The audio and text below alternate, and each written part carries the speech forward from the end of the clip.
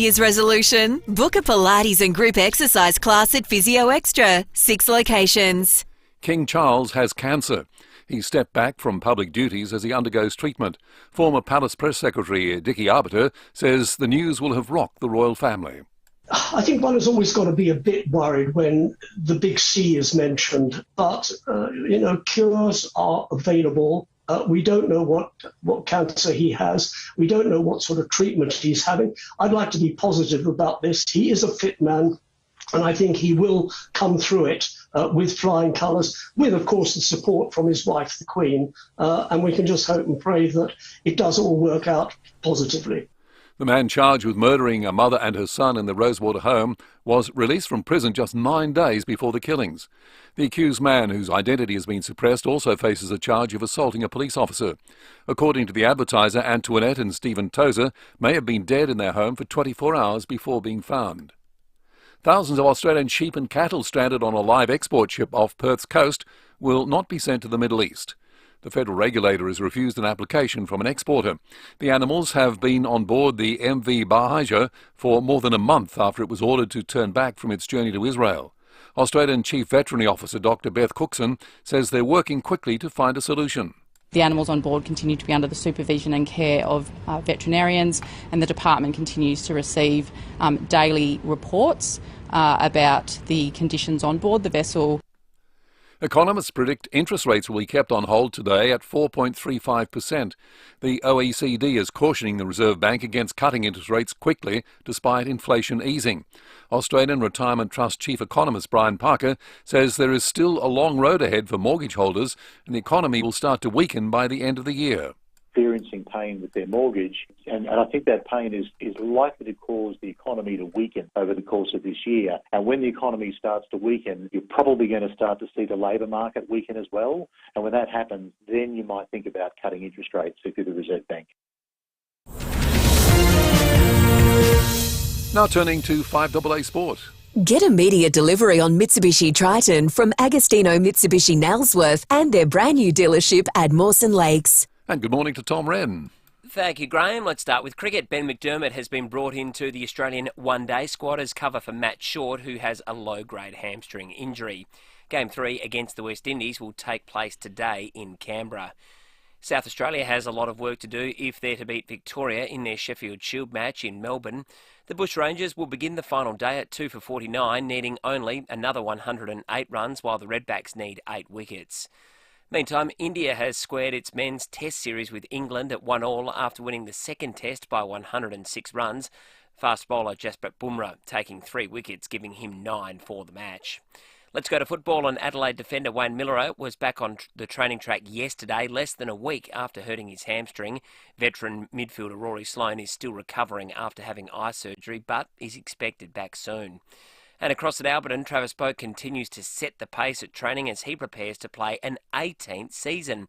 Teammate Dan Houston says the 35-year-old isn't showing any signs of slowing down. Boakey just keeps getting better with age, and his fitness and the way he looks after his body and recovers is second to none. He's been training really well, and he looks to be settling down on a wing, so I think that's where he'll play his footy this year. And one game in the EPL a little later this morning between Brentford and Manchester City. That's set to kick off in the next half hour. And that's the 5AA Sport. And now the 5AA forecast. Stay cool. Service your aircon at Automasters. And keep cool with Cool Now, Pay Later options. Partly cloudy and 25 today. Tomorrow mostly sunny, 27. Thursday sunny, 29 degrees. Friday sunny, 28.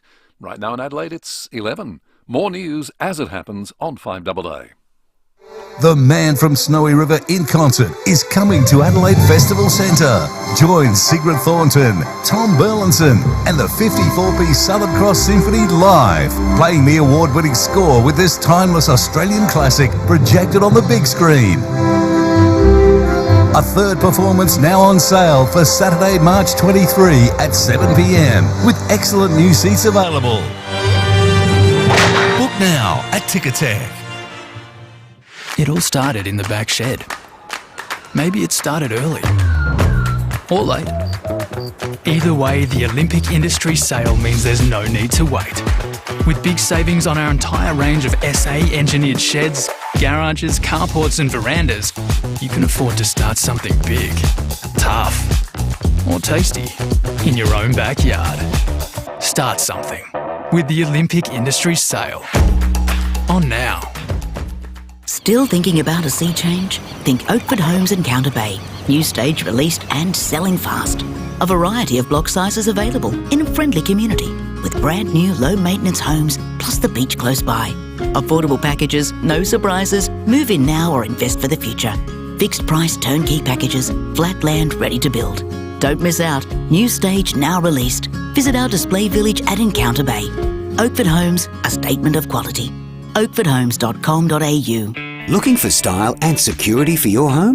Gliderroll Garage Doors have been doing this for 50 years. Now's the time to upgrade your home because when you order a new roller door, sectional door or custom designer door with an operator by the 28th of February, you'll receive a bonus $100 gift card to spoil yourself. If it's time for a new look for your home or to upgrade, do it now. Call for a free measure and quote and helpful advice. Visit gliderroll.com.au today. Retail customers only. T's and C's apply.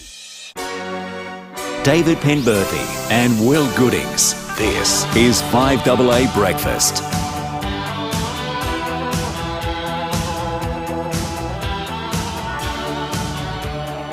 6:06, good morning to you. Welcome to Tuesday on 5AA Breakfast. It is the 6th of February.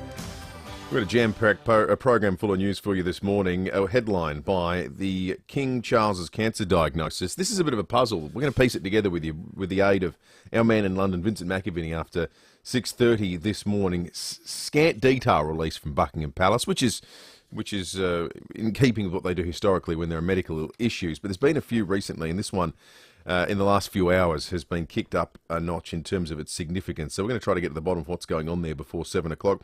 After 7, big week in federal politics this week. Sitting week in Canberra, stage 3 tax cuts. How are the Libs going to play it? What's the strategy? Phil Curry will reveal all after 7:30 today. We've got a trial by jury today on a subject matter we've never broached before.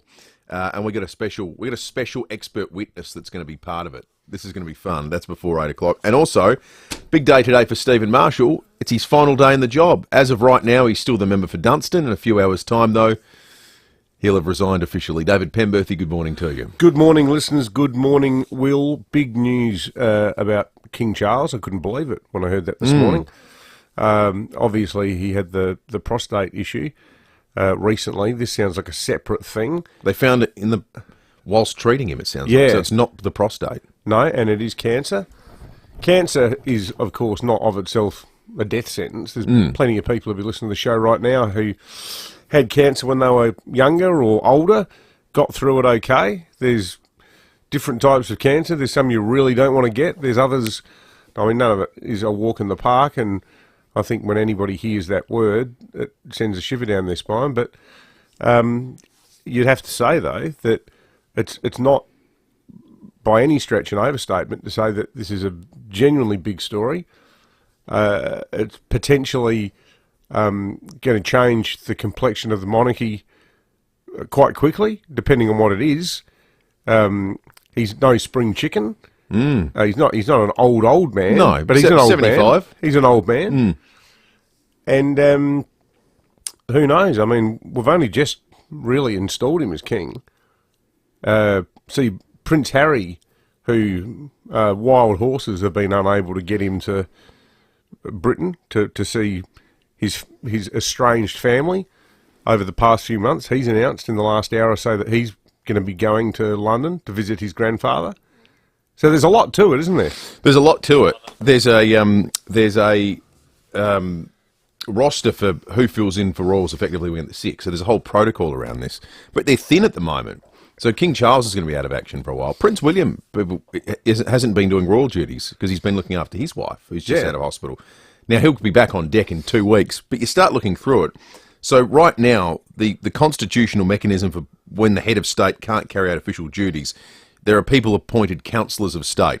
The only ones who can fulfil the role right now are the Queen, Prince William, who's off duty, Princess Anne and Prince Edward. So there's actually only really 3 right now that can perform the King's duties, because Harry and Andrew have been struck from the record. They're non-working royals.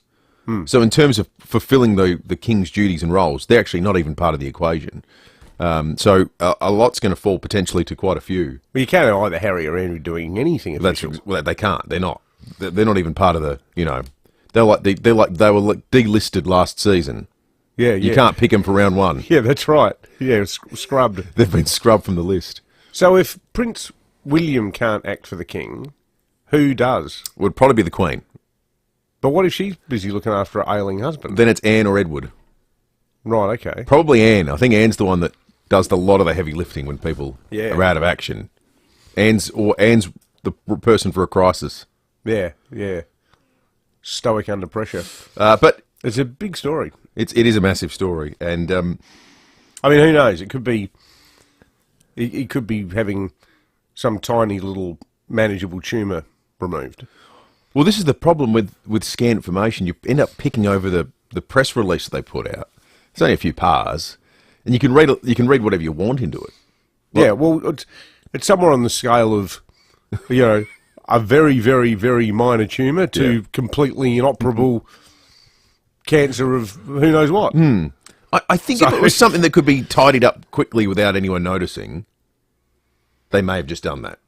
Yeah. Because historically, as I say, they haven't revealed a lot of detail about Royals' health. The last month has been a radical departure from what Buckingham Palace has done in a media sense, typically around people's health concerns. So it must be slightly more serious than that, I think. Or they just think there's no way that you can control it in terms of the release of information. That it'll get out somehow. You've got to go to hospital. Going to be out of action. Yeah. I'll tell you what, it's a brave media organisation that these days would have a lash and run a story speculating about whether a member of the royal family got cancer or not. That's true. It makes me think that But there'd be a lot of stories written, wouldn't there, that would be like... euphemistic. They'd be sort of, concerns for the monarch's health. Yeah, sure. Seen regular hospital visits. Yeah, and there'd so be forth. a lot of nudge, wink, wink coverage. That's true, actually. So Vincent will know more than anyone, and we'll be chatting with him a little bit later this hour. I'm intrigued by this trial by jury. So it involves bikinis. Well, David, don't reveal all. Swimwear. Don't reveal all. Don't reveal anything. Okay. Because it's our first fashion-related jury trial ever. That's why we've called in. Shut up then. We've called in expert health. Good, mate. The next 3 hours somewhat awkward. We've called in expert help. This is going to be quite an interesting jury. I'm looking forward to it. Just before 8 o'clock. Also, Stephen Marshall coming up. So today is the day it is all official. He turns up to Parliament and says, "I'm out." He'll be on after 8 o'clock. I remember reading an excellent opinion piece on the front page of The Australian on the day that Stephen Marshall lost his job. From memory, it said, if Stephen Marshall loses the premiership today, it will be the least deserved political exit since John Fahey lost the New South Wales election after winning the right to host the Sydney Olympics. Yeah. I wonder if he remembers that. I wonder if he feels like that still. Or if he's just sort of shrugged his shoulders and gone, c'est la vie. That's politics, that's life. It'll be interesting how he does see politics, because he's not a political lifer. No, and he's a latecomer, wasn't he? He was a latecomer. He's not an old man. No, he's by any stretch of the imagination. Yeah. So he's going to have a significant life up. Like, in the timeline of his life, politics will be a short blip. But for most people, they'll associate him with him forever. It's pretty full on that he got turfed after one term, isn't it? It's just fickle. With absent scandal. I mean, all the scandals he had were largely internal. And they weren't even really scandals. No. They were just silly things like the mismanagement of the land tax stuff with a bunch of mega rich people getting annoyed and a few half-wits not being able to put in their travel allowance properly. Yeah. That was it, wasn't it? But in terms of things that the normal public cared about, it was the victim of the worst case of bad timing you could possibly imagine in politics. The Conservative argument, if you read, the comment section in the Oz and listen to the Sky News audience and people like that, is that he was Labor light, and that by letting Vicky Chapman do too much sort of lefty social policy, late-term abortions and stuff like that, it sort of created this perception that, well, what's the difference between this and a Labor government? There's a lot of that criticism from social conservatives. I don't buy that. maybe in this, mate, that feels like from the outside looking in sort of perspective. Maybe after nearly 20 years of Labor being in government here, and there've been all various types of Conservatives that have tried to get up, maybe that's just the way, in that environment, you had to win. Maybe that's just what was palatable to the electorate. It was harsh, the management of COVID, how it just suddenly went from, we have to do everything that Nicola says, everything Professor Spurrier says, we have to do everything she says, to 2 years later, so many of the same people who thought that exact thing in 2020 became, geez, I'm sick of that woman. I'm sick of being told what to do. And unfortunately, a lot of them were traditional Liberal Party supporters who suddenly saw this dashing, shirtless figure emerging from the water at the Adelaide Aquatic Centre and went, this guy sounds all right. Yeah. And the arbitrary nature of politics is the election just happened to fall right as people's perceptions were shifting. If it had been a month earlier, what are we talking about right now? Exquisitely stuffed timing for Stephen Marshall. Yeah, absolutely. If the election was held in December the previous year before the borders had opened. He's the Premier right now, probably. Yeah, for sure.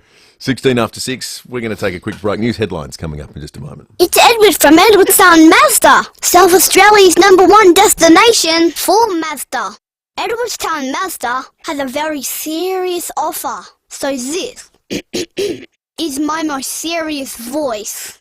This month get savings equal to the on-road costs, plus free servicing on all 2023 plates. T's and C's apply. I'm Edward from Edwardstown Mazda, and I'm being very serious right now. The Milwaukee Carpentry Range. Quality cuts, solid fastening, professional finishing. Milwaukee's expanding range of cordless power tools are designed for professional carpenters. Accurate, precise, and easy to use. Combining the latest in brushless motor technology, intelligent electronics, and advanced red lithium-ion batteries. Milwaukee's Carpentry Range gives you power, runtime, and durability for the most demanding jobs. Learn more at milwaukeetool.com.au. Milwaukee, nothing but heavy duty. Get a read on your year. Get better at money stuff. Get a different point of view. Get your travel on and get in the game. Get school lunches absolutely nailed.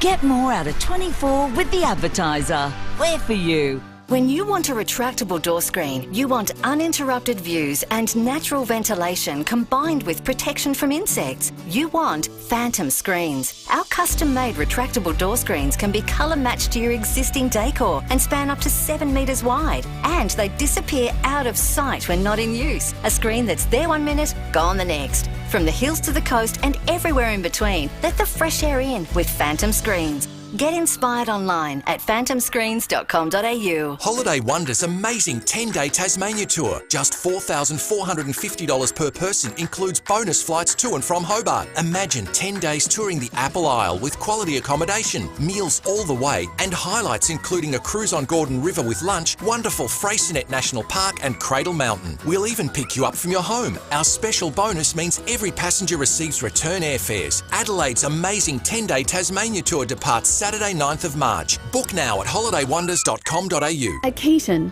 we understand that like a fine wine, life continues to get better with age. Join us for a series of events where you'll be inspired to connect, learn and thrive in retirement as we celebrate it as a time for creativity, exploration and self-discovery. So come live a little, sip and socialise with friends as you experience the joy of retirement living at a Keaton village near you. Visit keatonevents.com.au to find out more and RSVP today. 5AA Breakfast is streaming live right now. To watch, simply head to 5AA on Facebook or YouTube.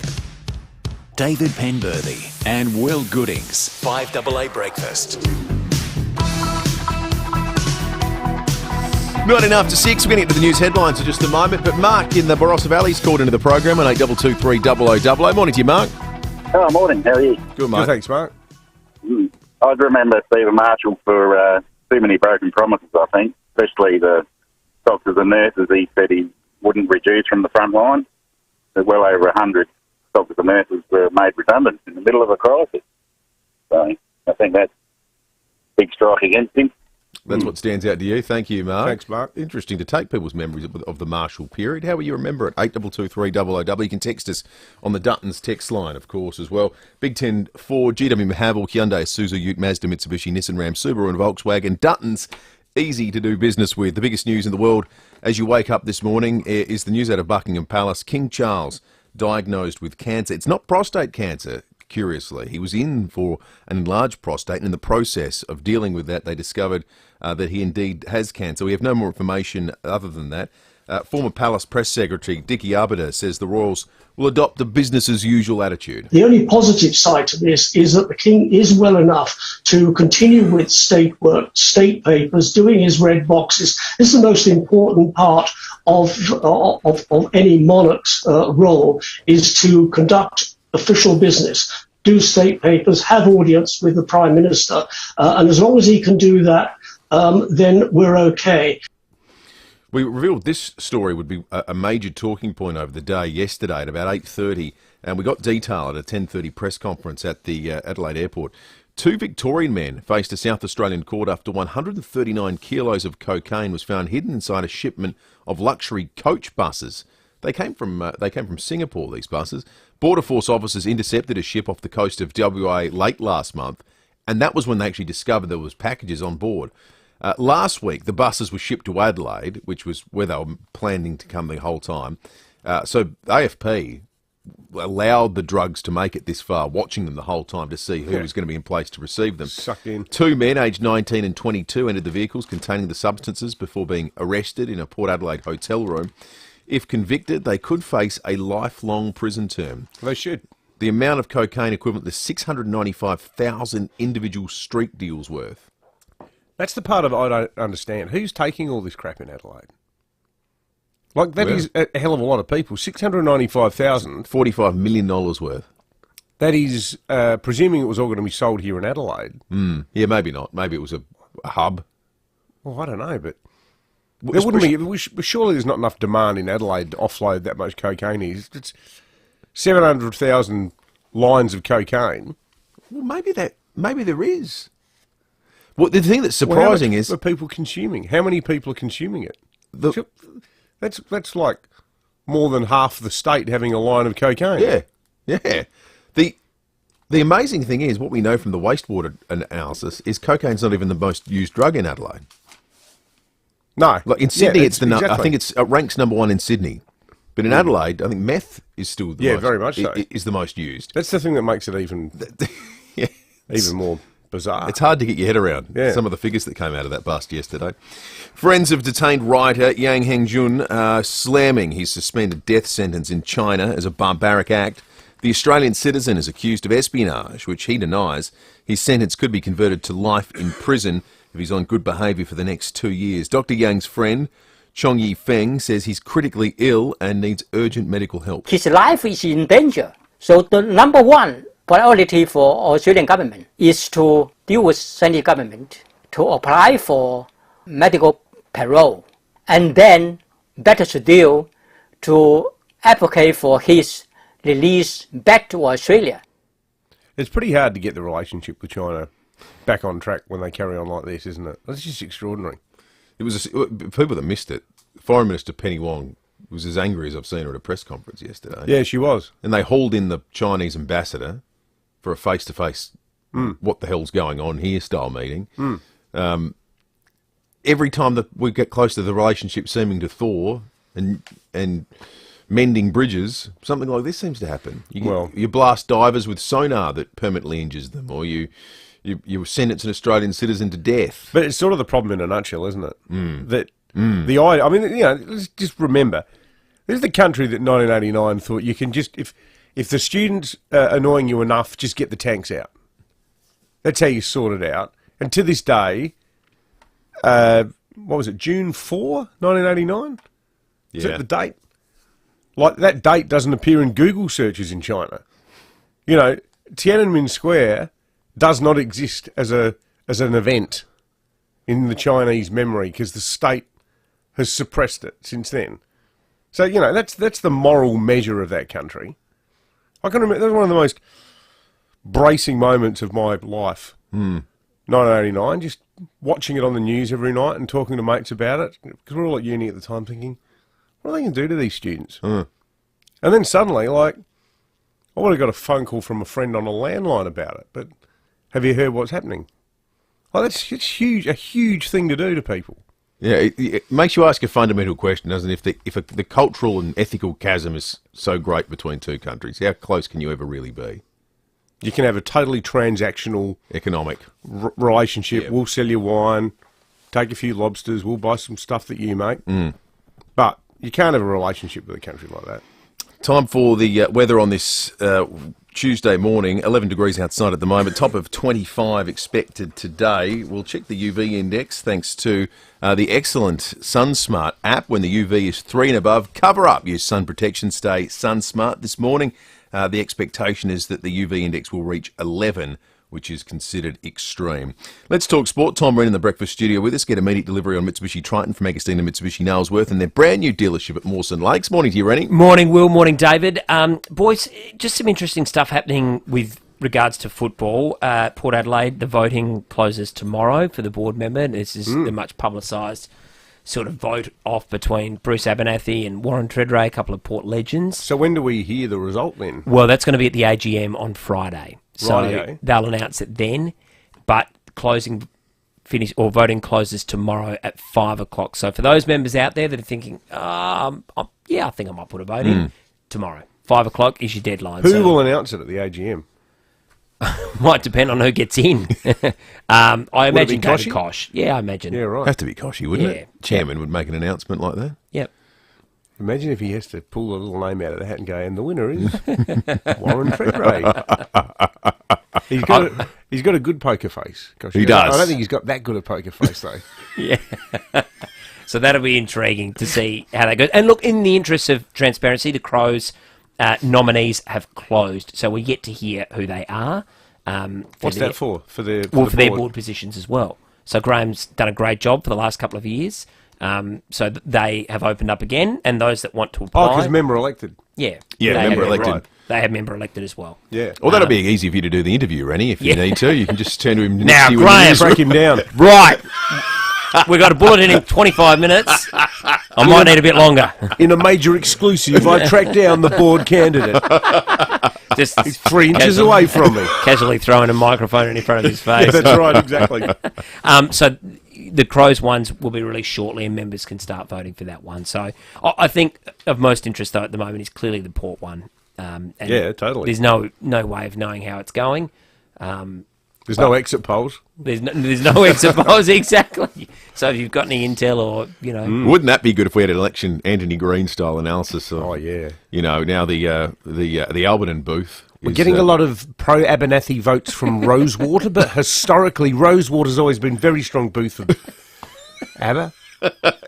It'd be great. Oh, it would be Have a good, wouldn't it? Macaris pendulum, swing required, all that. And the match today, Australia Windies, are we nearly done with cricket for the year, the international calendar? Well, I didn't even know there was a game on today, Rennie, so that might There's be a your game answer. on the Adelaide Oval this weekend, isn't Sunday, there? T20. And T20 Yep. against the Windies. So that'll be well supported. Hopefully, the weather looks beautiful for it. So if you're thinking of heading along, I think 30 degrees maybe, but by the time it gets to 6 o'clock or whatever when they play, it should be just Hey, you know what gorgeous. I thought? With the timing of it, we didn't really talk about it.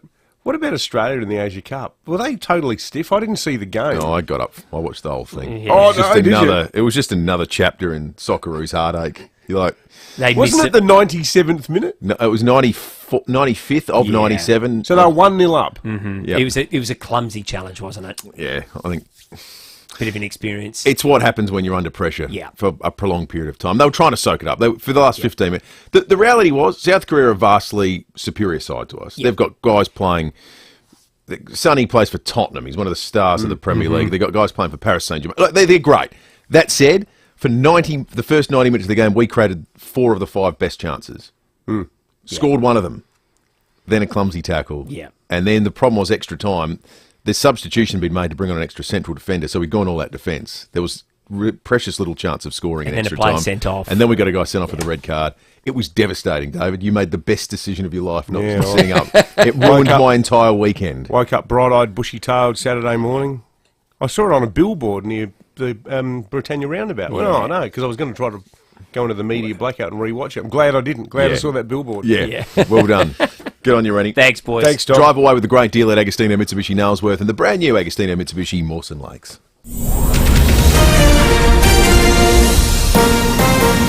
This is Adelaide's 5AA. Partly cloudy and 25 today with the 6:30 news. I'm Graham Goodings. Physio Extra hands-on physio at 6 locations. Even more convenient now with online bookings at physioextra.com. The King has been diagnosed with cancer.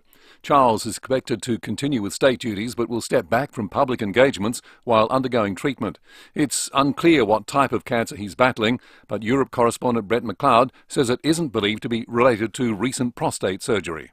We don't know what sort of cancer it is. It comes on the back of Charles being treated. He went into the London clinic just over a week ago and came out a couple of days later. So now this raises a whole lot of issues about how much this treatment is going to affect him. He wants to continue in his public role. That does depend on what sort of cancer he has. More good news on the economic front for South Australia. Our export market continues to go from strength to strength, with the state registering record exports valued at almost $19 billion for the year ending December 2023. SA also recorded the highest rate of year-on-year growth in Australia, surging 8.5%. The record high export result comes a week after the ComSec State of the States report ranked South Australia's economy number 1 in Australia. The Reserve Bank is expected to keep rates on hold at 4.35% when it concludes 2 days of meetings this afternoon. The OECD is warning the bank against cutting rates too quickly, even though inflation is easing.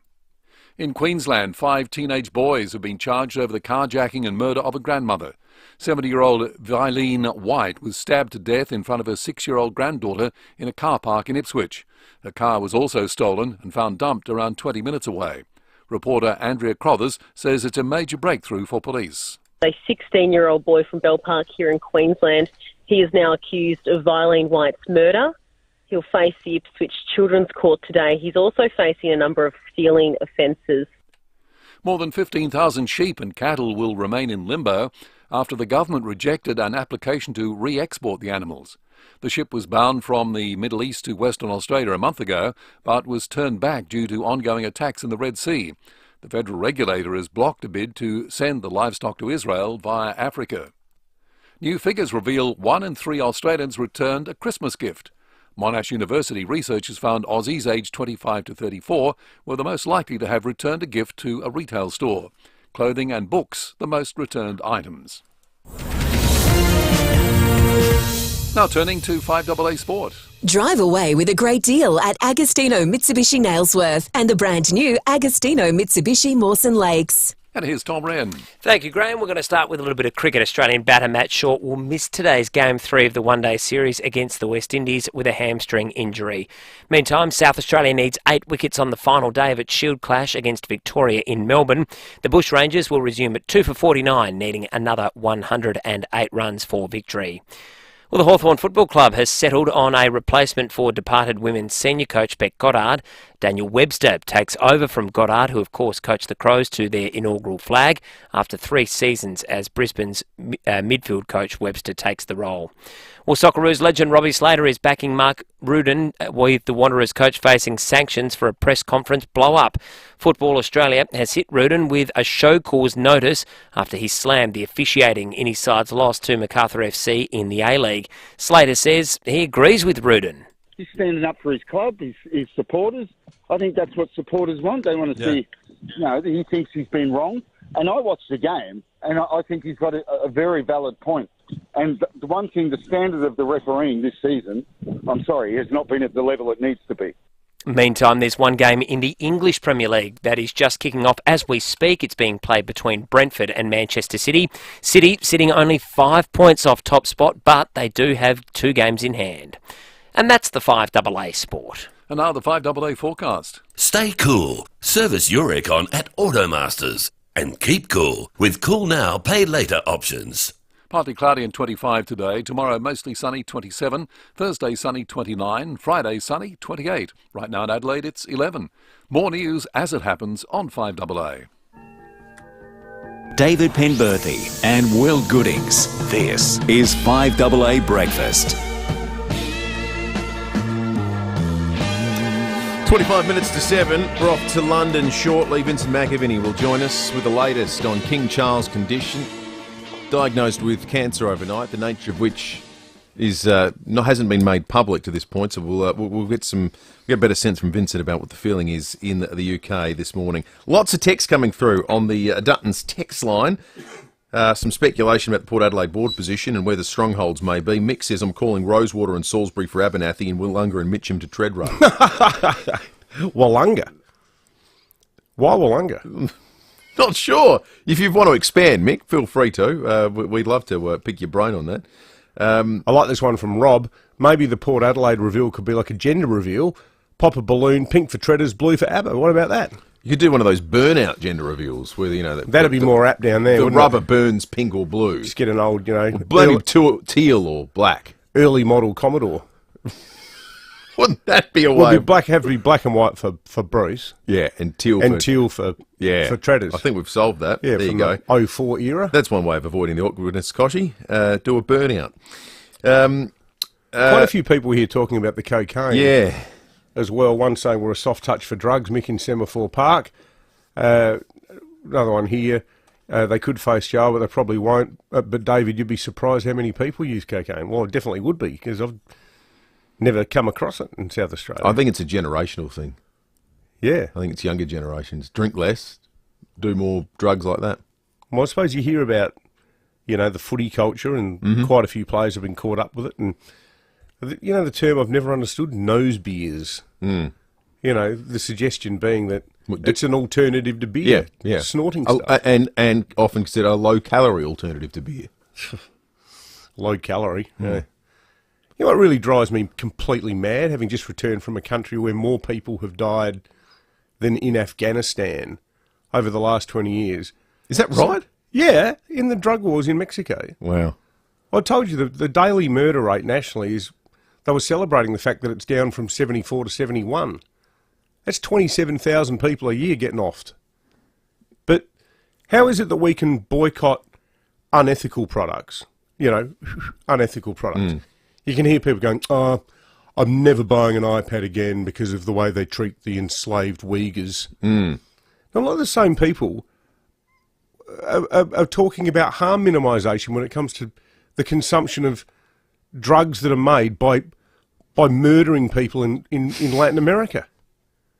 Like, how do you get upset about a Bangladesh-made T-shirt at Big W, but not get upset about that? Yeah. Because I reckon that the people making the shirts in Bangladesh are better off than everybody in northern Mexico. But why isn't that connection ever made? Yeah. So people go, if I buy this, I am effectively endorsing El Chapo and his mates. Well, it's probably just a trendy hashtag away from becoming an issue. Well, maybe. Maybe not. I don't know how you typically go at Jeopardy. I'm not great, but I reckon everyone listening would do all right on Final Jeopardy as it played out over the weekend. Have a listen. It's a geography Final Jeopardy today. Let's show our three finalists the clue. The first city in Australia with a municipal government, this state capital bears the name of a queen. Andy Terrell in the middle, in third place today with 7,400, wrote down, what is Adelaide, the capital of South Australia? That is correct. He wagered everything from third place, 14,800 today. Michael Minkus was in second place with 16,400. Did he think of Adelaide? What is Alice Springs? No. And he wagered big. So he's going to drop everything. He will start tomorrow at 0. Javaria Zahir had a big lead after those daily doubles with $34,000. Her response? Interesting, also incorrect. What is Melbourne? How much did Javaria bet? 14,000, so she'll have 20,000. These are the scores that will be added to our players' totals in tomorrow's finale. Final Jeopardy stumped 2 of the 3 contestants on the program. In fact, it was the person in last place who got it right. It's amazing. He was the third place. What is Adelaide? I can never remember the format that you meant to phrase the answers in Jeopardy. It's weird. Answer in the form of a question. Yeah. The radio host who was a former newspaper editor and co-hosts 5AA Breakfast. Who is David Penberthy? Okay. It's weird, though. 2 out of 3, I reckon that gels with our collective experience of meeting Americans. Mm. How few of them have ever heard of Adelaide? Mm. You know, and generally they tap out after Sydney, Melbourne and Queensland. You know, and even Queensland is Yeah, I stretched for a reckon lot of Sydney and Melbourne is, I think, 90% of the knowledge. Are you from Sydney or Melbourne? Melbourne? Melbourne. Oh, let me guess. You're from Melbourne? No, I'm not. No, I'm not. 20 minutes to 7. We'll get to more of your text shortly because there's plenty coming in. Lots about Stephen Marshall's legacy and what you remember him for as well. Some interesting contributions to that discussion. He'll be on the program after 8 o'clock today. Don't make him too rude. We've got the bloke coming on the show at 8:20. No, some of them have been partially nice. Yeah. I mean, if you ever ask someone how you remember a politician, it's not typically going to be a flood of roses, is it? Oh, no. That's just the nature of the business. Yeah, and the people who are fired up are much more likely to text him. Yeah, exactly right. Tessa had a nice one about how she heard him speaking at a startup event at Lot 14 for South Start. She said, I will never forget his obvious passion for innovation. But then she said, that said, it was him opening the borders to COVID right in time for Christmas, which will endure as his political legacy for me. It's hard to win for the long run in politics. Well, there you go. Bit of either or. Brickbats and bouquets rolled into one. Good stuff, Tessa. Thank you for that. Keep them coming in. Dutton's text line. We've got a traffic update on the text line too. Julie says, boys, there's been a car accident on the corner of Harrow Road and Paynham Road at St. Peter's.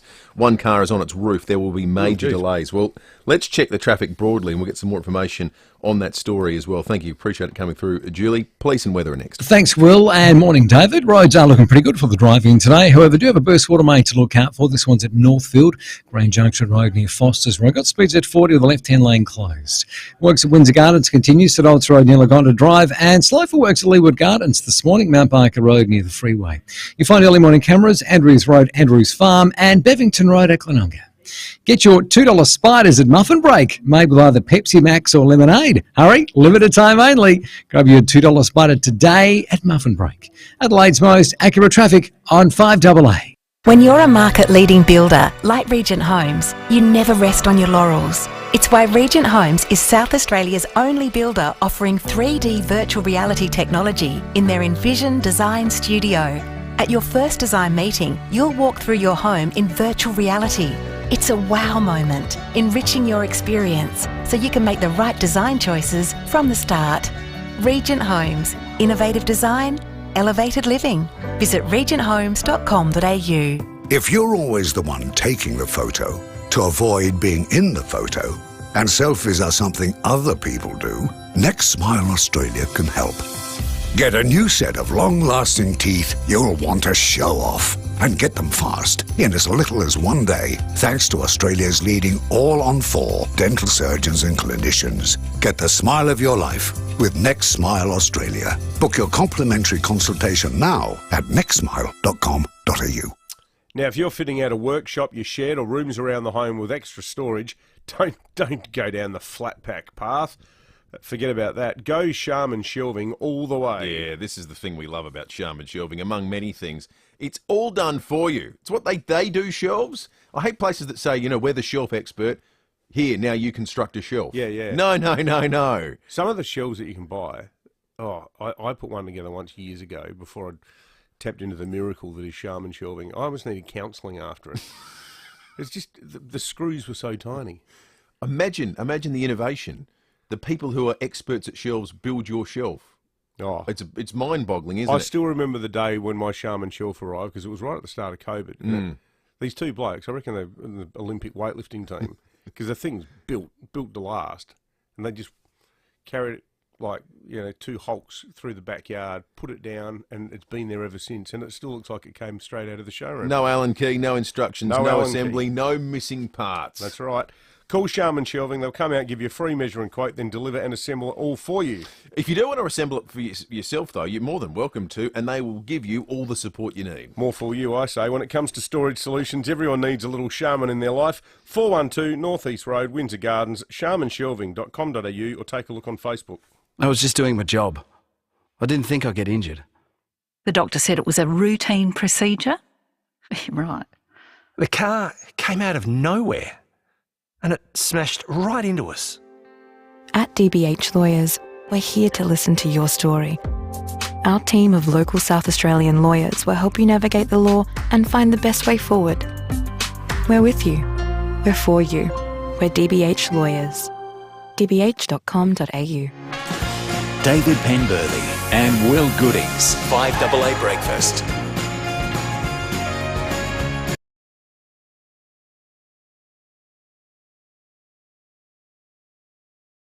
alerted us to this crash at St. Peter's early. We're getting some more information for you as we speak. The SAPOL will be on in a moment. They're across this. One of a couple of incidents in St. Peter's that's taken place overnight. That's St. coming Peter's? up. Yeah, in St. Peter's. Crikey. Let's go to the Weather Bureau. Jenny Horvat's on the line. Morning to you, Jenny. Good morning, guys. What's Tuesday got in store? Yeah, look, it's pretty settled out there. Not too much cloud around. We're maintaining a bit of a south-southeasterly airstream. We've got a high-pressure system south of Perth through there. Temperature's a little bit below average for this time of year. We are looking at around 25 degrees for the city, 26 for Elizabeth, 24 along the coast, and Mount Barker looking at around 22 degrees. Currently, it is 11.5 degrees at our West Terrace Nidapura observation site, and minimum temperature wasn't far off that, 11 degrees, just around 6 a.m. Things are pretty stable as we head towards the end of the week and into the weekend. That temperature slowly just on the rise through there. A little bit of a cooler start again tomorrow. Minimum temperature of around 13 degrees, looking at top for around 27. Mostly sunny conditions, and then looks like it will be pretty sunny for the end of the week and into the weekend. Temperature slowly creeping up into the higher temperatures there, around 28, 29 degrees for Thursday and Friday, and potentially around 28 degrees for Saturday, and maybe back up to 30 by Sunday through there. So a bit of a dry spell coming up. We've got those southeasterly winds, so they could get a little bit fresh and gusty around the hills at times, especially as we head towards the weekend there, guys. Good stuff, Jenny. Thank you, Jenny. Jenny Horvat at the Weather Bureau. Let's head over to SAPOL. A couple of incidents in St. Peter's that we'll get to in just a moment. We'll start in Salisbury with Matt Brown. Matt, a couple of men have been arrested after breaking into cars. That's right, Will. Between midday and 3 p.m. on Monday, the 5th of February, a victim reported that his Mazda sedan had been broken into while it was parked in the car park of a hotel on Commercial Road. Now, his wallet and a few electronic items were stolen from inside the car, and police searched the area and reviewed CCTV from the hotel. Later that night, about 11:30 p.m., witnesses reported seeing that the same two men were back in the hotel. Now, patrols quickly attended the scene and arrested the two men, a 25-year-old man from Paraka and a 22-year-old man from Mount Gambier. So they've been charged with illegal interference of a motor vehicle, unlawful possession and deception offences. So they've been bailed to appear in the Elizabeth Magistrates Court on the 8th of March. So some good work all around there. Absolutely. Now, Matt, this is one of Adelaide's best bakeries. St. Peter's Bakery in St. Peter's has been the subject of a break-in overnight. That's right, David. Some dough has been stolen, but not the baking kind. About 3:25 a.m. today, patrols were called to the business on 7th Avenue after reports of an alarm activation. And when officers arrived, they found that the front door had been forced open and one of the cash registers was stolen from inside. Now, cash was stolen from a second register that the thieves couldn't remove. The 5 suspects got into a vehicle parked near Stevens Terrace and fled the scene. They were all wearing dark-coloured clothing, and anyone who may have witnessed the incident is asked to call Crime Stoppers on 1-800-333-000. And what do we know, Matt, about the car accident that's taken place at St. Peter's too? That's right. This one's just happening now, of course. About 6:30 a.m, the intersection of Paynham Road and Harrow Road at St. Peter's. Two-car crash with one car on its roof. No reports of any serious injury from the scene, but there will be traffic delays for vehicles travelling in the area. So please avoid the intersection of Paynham Road and Harrow Road on your way to work or school or wherever you're headed this morning. Yeah, not often we start the day with two police items in St. Peter's. Thanks for that, Matt. Senior Constable Matt Brown from SAPOL. Yeah, we might try to get more on that St. Peter's break-in, the bakery break-in as well. The spate of these sort of small business. We had the cheesecake shop at Torrensville the other day. That's right. That it was sort of you heard a lot about because it was graphic. There was good CCTV of the people breaking in. But it tends to be, we don't know in this case, but it tends to be really young people.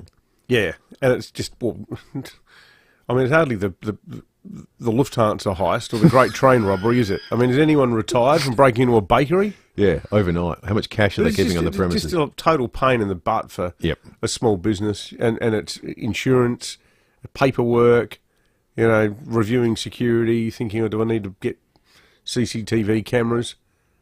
Just, you know, people should just think through their actions. It's, but you know, it's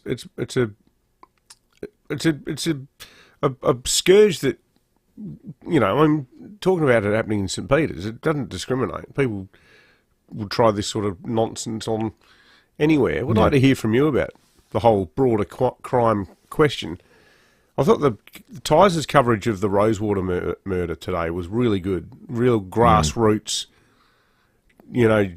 shoe leather, knocking on doors, talking to real living, breathing humans, getting actual names of people going, well, actually, I reckon in the last 5 years, this suburb's gone to put. And a lot of it's because of meth or whatever people's quotes were. But we'd like to hear from you. What's crime like in your suburb? We will talk more about that specific issue after 7 o'clock, because the big revelation in that story too was the person who's been charged had just been let out of prison. It's extraordinary. And just been let out. Last week. Moved into the street, now accused of the murder of 2 people. So it's a big story, and we'll get into after 7 o'clock. The biggest story right around the world this morning, though, is the health of King Charles. Of course, he was admitted to hospital. They had an issue that was being dealt with. It was a benign prostate enlargement. Well, according to the palace, subsequent diagnostic tests have identified a form of cancer. We don't know any more other than that right now, beyond the fact they're saying there will be a schedule of regular treatments. Vincent McAviney is our man in London. Vincent, good morning to you. What's the response been on the ground there, and what, if anything, have you been able to glean about the nature of the cancer that King Charles has been struck with? Good morning. Well, the news only broke at about 6 p.m. here, so about an hour and a half ago, that Charles had been diagnosed, as you said, with cancer and began treatment earlier today. The palace says that the cancer was identified during the King's recent hospital treatment for a benign enlarged prostate, but we understand it's not prostate cancer. They're saying it's a separate issue of concern, and subsequent diagnostic tests after he was admitted identified the form of cancer, that they will not engage in terms of identifying which one it is. Prince Harry, we understand, and Prince William and other senior members of the royal family were told directly by King Charles in recent days. We understand Prince Harry will travel back to the UK in the next few days alone. Charles has been advised to postpone all public duties, but he will undertake some state duties, so he'll continue to meet Prime Minister Rishi Sunak weekly, and he'll sign laws into force, and he'll continue to receive red boxes of government business. He has been treated as an outpatient from his home in London, and that is the sort of roundup that we've had this evening. But it has come as a bit of a shock, obviously. We did know that he was being admitted to hospital. We were told then that it was just for a routine procedure, but something that many men of his age, he is 75, are well aware of. But that is the news this evening from London. The open-ended nature of the statement, Vincent, invites, rightly or wrongly, it does invite speculation, and you think about the scale of cancer and the survivability, the great variance in the survivability of cancer. Obviously, with statements like these, people try to read the tea leaves and think, well, how bad is it? What's your reading of the fact that they put out the statement? I mean, is that just aimed at quashing tittle-tattle and gossip and innuendo? I think they absolutely had to. I mean, he is, he kind of carries out a number of engagements every week, and the fact is he's not going to be able to carry out engagements for some time. So they clearly had to announce that this was taking place. They've obviously, from going from him being discharged from hospital around a week ago to receiving treatment starting today, they've obviously had to move somewhat quickly. But I think, as we saw with Kate Middleton's admission to hospital recently, there is a somewhat more grown-up attitude to these things now in the British media, thankfully. There's sort of not any speculation. It could be any kind of cancer, but they're not trying to speculate what it is. I think it's for the King to reveal that in time if he chooses to. He said to be very pleased that his admission to the hospital and the way they dealt with that so publicly meant that lots of people, there were record numbers of people, men in particular, clocking on to the NHS website to try and find out about prostate issues. And I think part of the reason they're being transparent now as well is to make sure that men who we know routinely don't go and see the GP when they have health concerns, leave things to fester and get worse. It's a way of trying to get that message out as well, to make sure that people do get things checked out. So the statement does reveal he have a treatment schedule. So it sounds as though he may be out of his day-to-day work for a significant period of time. If that's the case, who becomes the sort of most forward-facing royal, Vincent? Well, extraordinarily, really, it is Camilla Parker Bowles. And if you said that to someone in the 1990s, I think they'd be pretty shocked that she is the Queen, and she, will carry on with her duties. And she is the most senior member. Prince William had been stepping back because he was looking after the children after Kate's recent illness as well, or recent surgery. She was meant to come back into sort of full working role, we believe, just after Easter, but it might be for William now to take up a little bit more of the slack. We know that she's now recovering at home after that, after being discharged last week as well. And then you have other members of the royal family, so Princess Anne, of course, Edward and Sophie Wessex. Prince Edward is the Queen's younger son. They have been doing a lot more recently. You can even sort of use Princesses Beatrice and Eugenie as well, the daughters of Prince Andrew and Sarah Ferguson. Those are the ones that will really now need to sort of pick up the slack.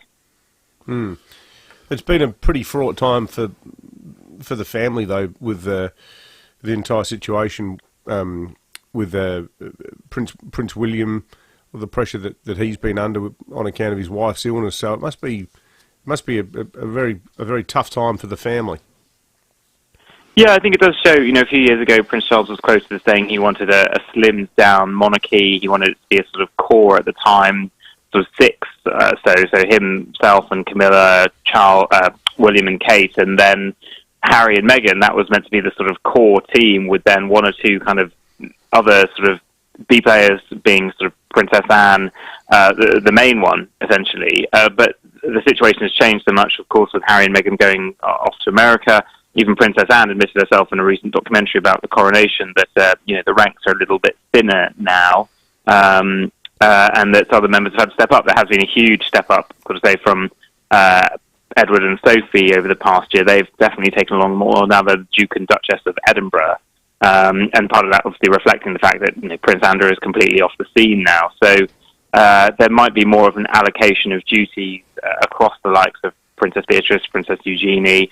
Princess Anne is already sort of the busiest member of the family, often doing a huge number of engagements. But yeah, there might now be more pressure on William to do more than he's currently doing.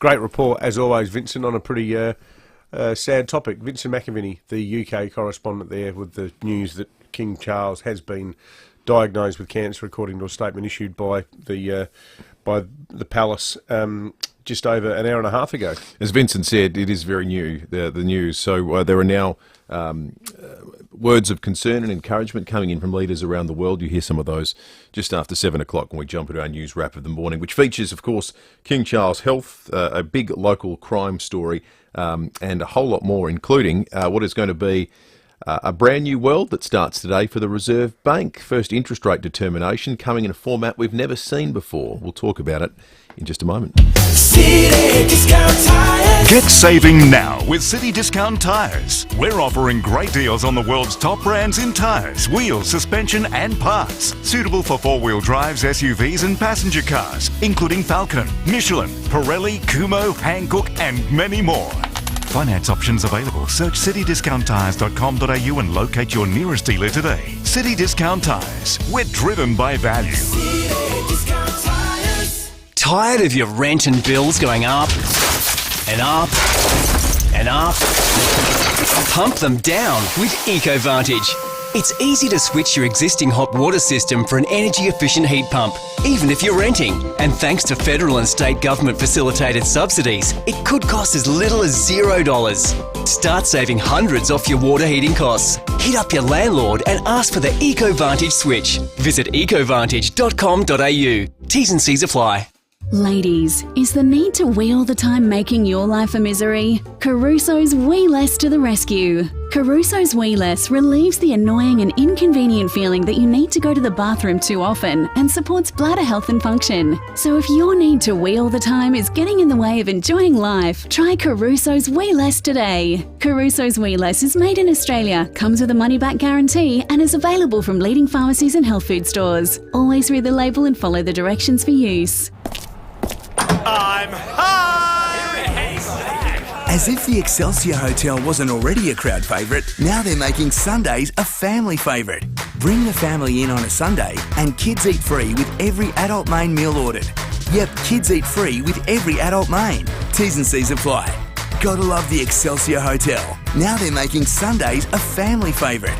The Excelsior Hotel. Feels like coming home, but better. You just know it's a Barreau Hotel. 5AA Breakfast is streaming live right now. To watch, simply head to 5AA on Facebook or YouTube.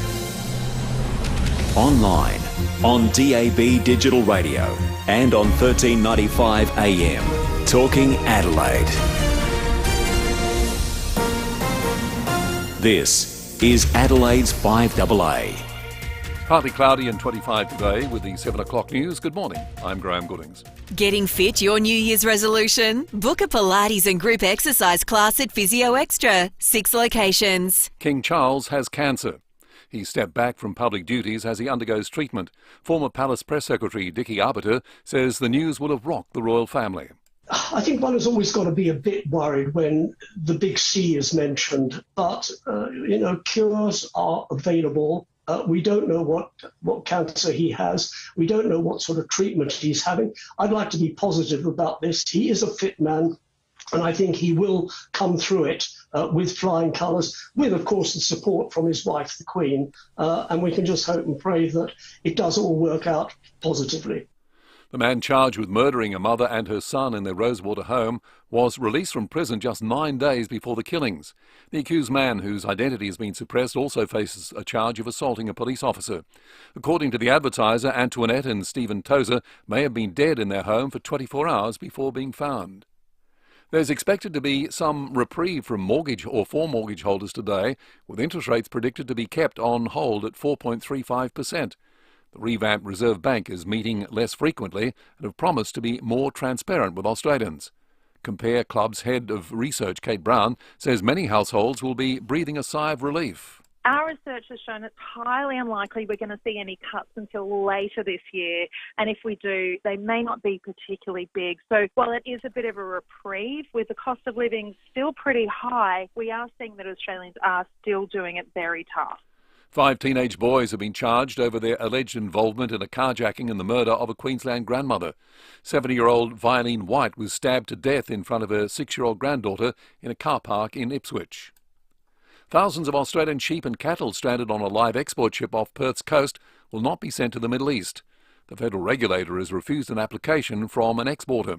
The animals have been on board the MV Bahija for more than a month after it was ordered to turn back from its journey to Israel. Australian Chief Veterinary Officer Dr. Beth Cookson says they're working quickly to find a solution. The animals on board continue to be under the supervision and care of veterinarians, and the department continues to receive daily reports about the conditions on board the vessel. Now turning to 5AA Sports. Get immediate delivery on Mitsubishi Triton from Agostino Mitsubishi Nailsworth and their brand new dealership at Mawson Lakes. Good morning, Tom Wren. And a very good morning to you as well, Graham. We're going to start with some cricket, and there's been some changes to the Australian one-day squad ahead of the third match, which is being played today in Canberra. Matt Short is out. He's got a low-grade hamstring injury. Ben McDermott coming in as the Aussies look for a series sweep in Canberra.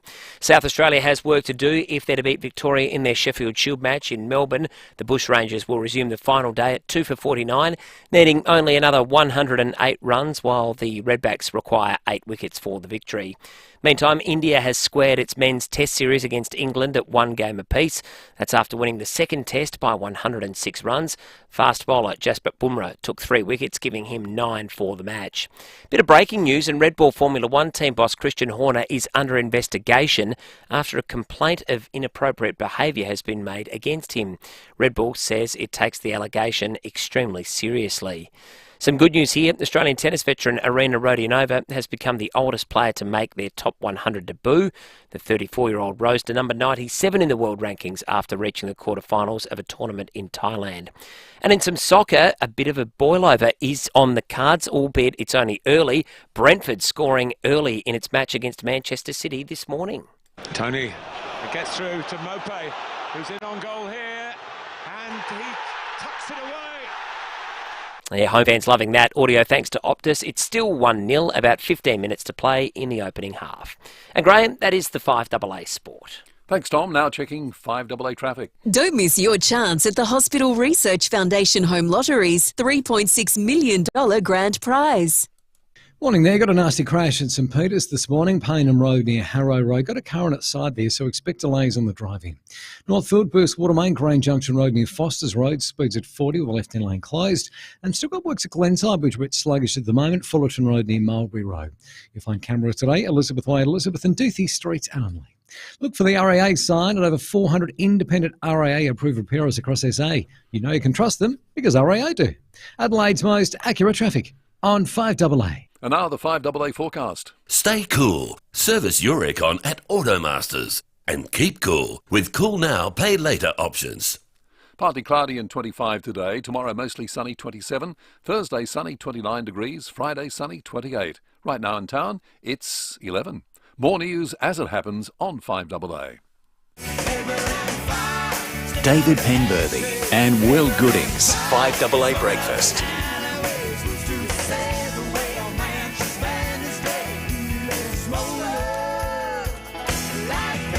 6 after 7, good morning to you. Welcome to Tuesday. If you're joining us for the very first time on this, the 6th of February. Pretty reasonable day today. Dry week, getting it warmer as we get towards the weekend. But yeah, nice respite from what was near 40 degrees on Sunday. Coming up this morning, Stephen Marshall will join us after 8 o'clock. On the day his resignation becomes formal, he'll turn up to Parliament, say he's hanging up the... I don't know, what do you do in politics? You hang up your placard, you hang up your... Yeah. What do you hang up? What Maybe do you hang can, up? what do you hang? If you in footy, you hang up your boots. What do you hang up in politics? 8223 0000. We'll give you a $100 Unique Home Styles food voucher if you come up with a good answer. I'm just trying to think. I reckon this will be the first time we've interviewed the former Premier since the day before the election. I don't think we've interviewed him since the election. I think you're right. He didn't do any interviews the week after, did he? No, I don't think he was in the mood. He should have left the old election night party quite abruptly, and understandably so. No, fair enough. You just go, stuff this for a joke. Yeah, I'm going home. And today, I think he quite literally has. That might be how he resigns. Good luck to him. You can text us your thoughts. Big 10 Ford, GW, Haval, Hyundai, Isuzu, Mazda, Mitsubishi, Nissan, Ram, Subaru and Volkswagen. Dutton's easy to do business with, or call us 8223 0000 or jump on the Foodland Supermarkets Facebook and YouTube live stream. Repeating the big news this morning, concerning news out of Buckingham Palace that King Charles has been diagnosed with a form of cancer, not prostate cancer, despite the fact he was dealing with an enlarged prostate. That was benign, but it was in the process of dealing with that they discovered that there was something more serious. The nature of which we don't know yet, beyond that there'll be a regular treatment schedule. That's the sort of language that's being used by Buckingham Palace. Some words of concern and support and encouragement are coming from around the world. Here is US President Joe Biden. Yes, glad to call. I'm concerned about him. Just heard his diagnosis, but I'll be talking to him, God willing. Says he's concerned about him. He just heard about it. That's happened in the last 90 minutes we've only known about the King Charles situation. Joe Biden was asked about it, said he'll be speaking to him a little bit later. We'll be monitoring that story throughout the morning for you as there are developments, albeit we don't expect to learn anything new yet. As Vincent McAviney told us just before 7 o'clock, what gets revealed from this point is at the discretion of the King. What does he want to say? It's not going to be made by some media boffin at Buckingham Palace. The fact that Harry has decided to fly from California to see his father is pretty significant, given the level of the ructions that have existed within the royal family for a very long time. You'd think too that visit which he's making on his own will be pretty closely guarded, given all of the media attention that will attract on account of the dramas of the last couple of years. Locally, the front page of the Advertiser is exclusive on what is the biggest story in town at the moment. A man charged with murdering mother and son Antoinette and Steve Tozer was released from prison just 9 days before the killings. The Advertiser's revealed that fact amongst precious else little regarding the identity of the person, given it has been suppressed in court. He's also charged with assaulting a policeman after allegedly trying to take a gun. The jail term that was being served was a 3-month jail term, got out on the 25th of January, and then resided near the Tozers on Rosetta Street at Rosewater. He appeared in the Port Adelaide Magistrates Court on Monday via a video link from custody, charged with 2 counts of murder. The next time we'll hear more about this case will be in May. There were photographs of him published over the weekend, and 48 hours later his complete identity has been suppressed. I guess identity itself will be an issue. We have to tiptoe around that one until the trial begins. The victim's son spoke on 7 News last night. I want justice for my dad, and I will fight for it. I love my dad. Why do such a thing? She's just a loving person. She'll do anything for anyone. It's a harrowing story, and we'll learn more in the coming months. It is the first Tuesday of February. It's the interest rates day. The Reserve Bank will have their meeting, albeit it's a little different. In fact, maybe it's a lot different, because today's day 2 of the meeting. It started yesterday. Now, 2-day event now. It's now a 2-day event. So the meeting started yesterday. It's starting to sound more Can like you imagine a going David to a meeting that Penberthy lasts meeting. for 2 days? What the hell? Well, you know what? They're deciding on people's mortgages and the economy. I'm happy for them to take their time and think through it. You know what, the Reserve Bank to be meeting going, can we get this done before lunch? You know what I reckon would be the easiest thing in the world at the moment? Writing comment pieces about whether rates are going to go up or not. Here's one I saw this morning by someone called Patrick Commons. Don't get your hopes up on rates cut, OECD.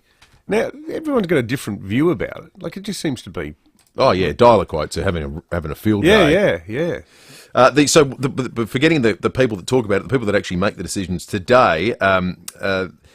signals one of a number of changes, not just being a 2-day meeting. It only happens 8 times a year now as opposed to 11 times a year, so they only meet 8 times. Does that mean they can only put rates up 8 times? Exactly right. Well, that's good. Yeah, but they can increase the amount. The suggestion is with fewer meetings, they might increase the amount that gets cut or raised by at those meetings. So don't get your hopes too up. The board did meet, as I said, 11 times in a year previously. They go for 2 days. The time of the day that we get the information comes out the same. It'll be about 2:30 today. But here's the big change. There's going to be a press conference afterwards, like a post-game with the coach. So Michelle Bullock will stand up and get asked questions by the media about Will it be the like decision. Those occasional dimmer press conferences at Richmond where occasionally she'll just storm out? Oh, I hope so. If it thinks the questions are too stupid. Like, I beg your pardon, Michelangelo? I hope so. Bit of that. I think they'll be a bit argy-bargy. Here's economist Chris Richardson. It's going to start to give a hint that interest rates may well not go up from here, but it's also going to hint, well, they may not come down anytime soon. Yeah, the expectation is rates will be put on hold today. But the nice thing about the press conference, remember you just have to wait a week till they issued their statement about, the minutes of the meeting, and you have to read the second last paragraph because that was always where they hid what they were thinking about the future. Now you can just ask. You don't have to. You don't. You're right. You don't have to. You don't have to. You have to. Because I won't. We've got $100 unique home styles food voucher. What happens now instead? Sorry to cut you off. Oh, there's a press conference. You can say, "Hey, Michelle, this is a long." So there's no statement. They don't have to do that. They don't. Well, they don't have to do this. You can actually just ask them literally as they make the decision. Yeah, right. So we'll get instant feedback about what they're thinking, which who's going to go? I wonder who's going to go to the press conference. Which journos are going to cover it? Will the Phil nerdlingers from the finance page? Yeah, it'll be a big Fin review event. It won't Phil's be like colleagues. political journos. No, it'll be economic. You'd think it'd be because it'll be in Sydney. It'll be in Martin Place. Yeah. That's where the Reserve Bank is, the top of Martin Place there, just next to that excellent little sandwich shop that does the chicken, celery and walnut sandwiches. Let's give away a $100 unique home styles food voucher. In footy, you hang up your boots when you retire. What do you do in politics? What do you hang up? Stephen Roseworthy, good morning. Hang up your core flute. Hang up your core flute. Hey, that's good. I like that, Steve. Thank that you. That is good. Let's go to Prospect. Andrew, what do you hang up? Yeah, your lanyard with your swipe card on. Yeah, yes. Hang up your swipe card. Oh, they're good. Keep them coming in. If we get any more before 7:30, we'll put them in the running. But to 2 strong contenders for the $100 unique home style food voucher, we can say Stephen Marshall hanging up his core flute today. It's a weird word, core flute, isn't it? Is it Scandinavian or Dutch or something in its origin? It's the material, isn't it? Yeah. Well, any printers listening to the show, does core flute describe the type of cardboard used? It's that sort of plasticky, corrugated board that's weatherproof. And you only ever use it when talking about political posters. Yeah. I wonder if you're working on a building site and you need to get 100 signs saying danger, do not enter made.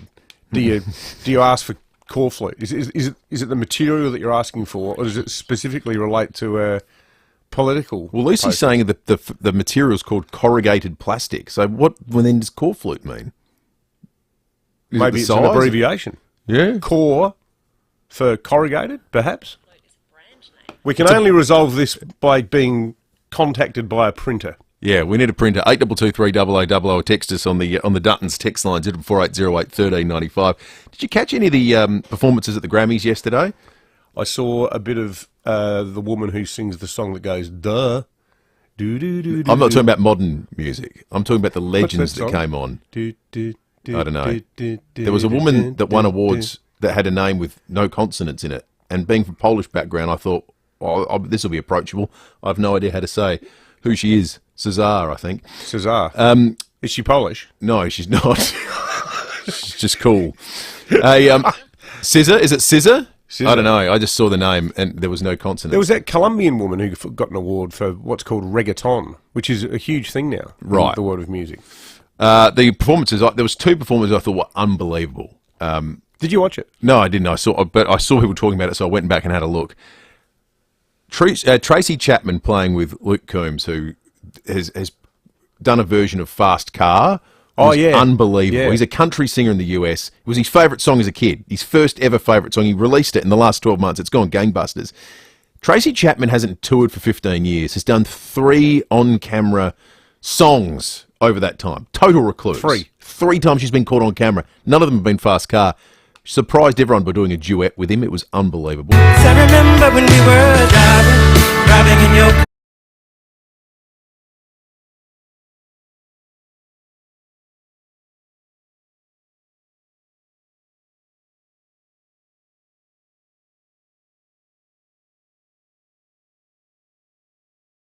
That song, though, how in hindsight, how perfect is it for a country arrangement as well? Yeah, I love his version too. Yeah, it's really sounds good, great, it? and they shared it. It was beautiful. The other one, of course, that got a lot of fanfare in the lead-up, wasn't a surprise, but was just incredibly cool to see, was Joni Mitchell, who's 80 years of age, making her Grammys debut. And this song was awesome. It's one of her most famous tunes, and her voice is not what it was. But this song being sung by her in front of a crowd of young musicians, it took on a completely different a different feeling. I looked at love from both sides now, from give and take, and still somehow it's love's illusions that I recall. I really don't know love at all. Sat there with the signature braids and just sat down the entire performance. But it was different. She wrote it when she was 21, that song. But seeing her sing it at 80 in front of a crowd of people who are around 21, yeah, it just it hit differently. I thought it was really powerful. Her voice, though, she sounds like she's done a lot of living. Yeah. You know, like Dylan these days. Yeah. Dylan, well, you know, it's just how he sounds. Yeah.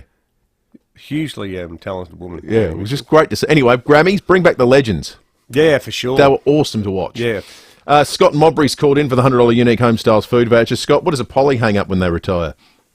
Oh, Mr. Marshall, I think he would have hung up his How to Lose an Election for Dummies Clipsal edition. Clipsal edition. Thank you, Scott. The one with all the eastern suburbs road closures in it. He's got a specific one. We might take a break. We'll take some more. If there's any more after the break, we'll continue to take them. There's a good one from Jared on the Duttons text line. From memory, Christopher Pine hung up his lemon squeezer for those G&Ts. Cheers, lads. I tell you what, did you catch any of that show? I only saw it last night's episode. Nemesis? Is it? My God.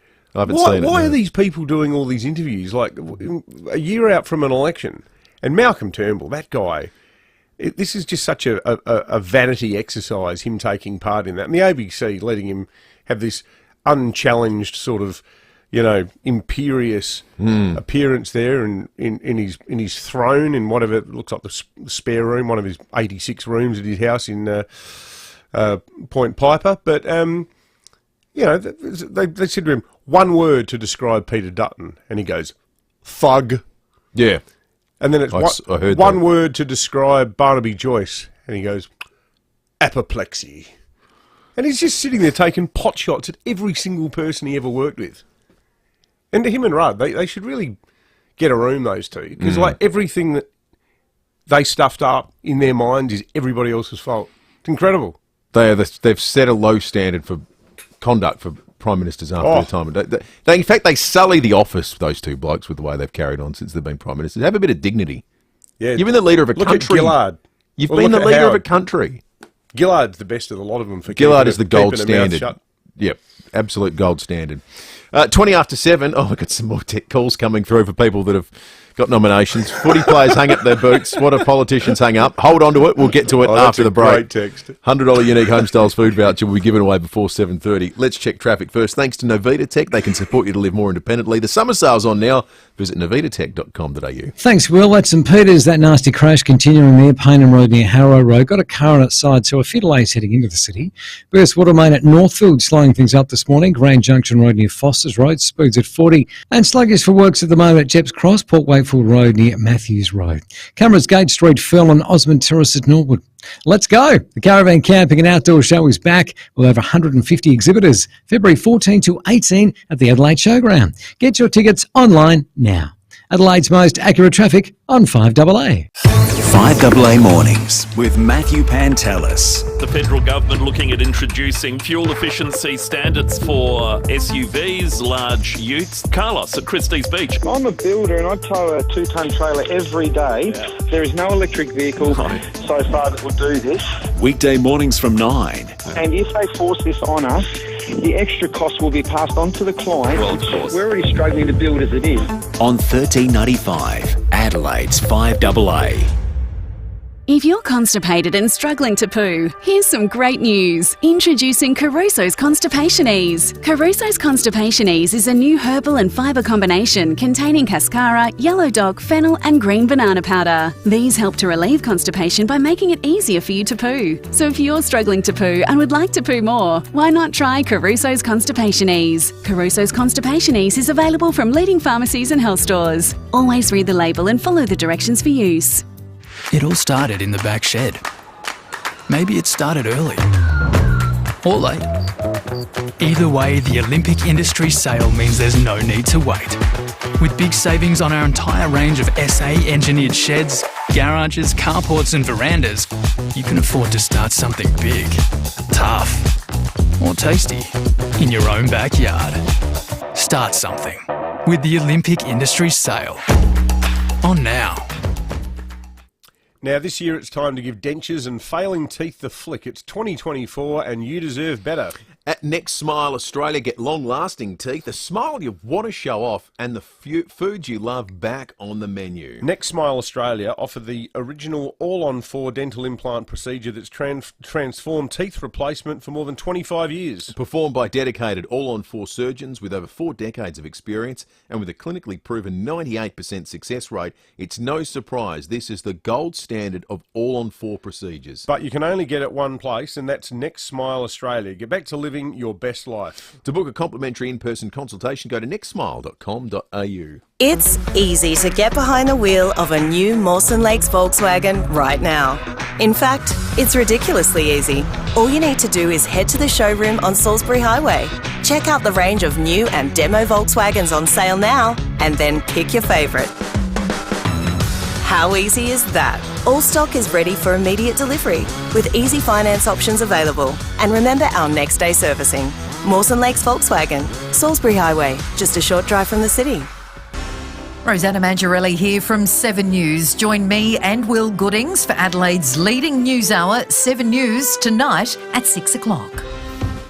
David Penberthy and Will Goodings. This is 5AA Breakfast. 24 after 7, we're off to St Peters shortly. Sam Dado at the scene of the bakery break-in that took place there in the wee hours of the morning. First though, we've got a $100 unique Homestyles food voucher to give away. Footy players hang up their boots when they retire. What a Polly's hung up. Jane in Golden Grove, good morning. Good morning. What's yours, Jane? I think he's going to hang up all his worries and woes and enjoy himself from now on. Nice one. I think that is... Yeah, why not? Absolutely correct, Jane. Rightly so. And I think that'll come through when we speak to him after 8 o'clock. Stephen Marshall, that is, of course. Robin Prospect, good morning. What a Polly's hang up? Hang up your emotions. Your emotions? Or your emotions as in motion to Parliament. Moving emotion, that's it. Yeah, hang up your emotions. Oh, these are good. Marshall will Hard be to hanging split his them. motions. Who do we Maybe like it's- for the $100 unique home styles food I voucher? think Steve from Roseworthy will hanging up his cornflake. Yeah, hang up the cornflake. That's a good one. Get unique pies, sausage rolls and donuts from your local independent supermarket. Unique. It's time for something better. Sam Dado at the scene of a break-in at St Peter's this morning at the bakery there. Sam, what can you see? Morning, boys. Exactly right. We heard from SAPOL just before 6:45 this morning. Police are investigating a break-in here at St Peter's Bakery. It happened around about 3:25 this morning. Patrols were called to the business here on 7th Avenue. Reports of an alarm activation. When police arrived, they found the front door had been forced open and one of the cash registers stolen from inside. So cash was stolen from a second register that thieves could not remove. 5 suspects got into a vehicle parked near Stevens Terrace and fled. They're all wearing dark coloured clothing. Anyone who has witnessed or the incident is asked to contact Crime Stoppers. I've been here for the last maybe 5-10 minutes. Still a steady flow of customers. You can't see too much damage here anyway. But St Peter's Bakehouse is still fully open, operating, and plenty of good stock in the windows by the looks of it. Yeah, they don't have any bad stock. Well, get in there and buy something. Support, get some pasties. Support the Sam. poor guys. Yeah. Well, I'm not Sam, but yeah, you could Sam too. I meant to bring back. Yeah, I know. It was an excellent idea. But also, everyone else, get in. If you're in the area, buy something. Support them. Yeah. They've had a bad day. Well, it's just annoying, isn't it? Yeah, you're right. Annoying's the right word for it. Deeply annoying.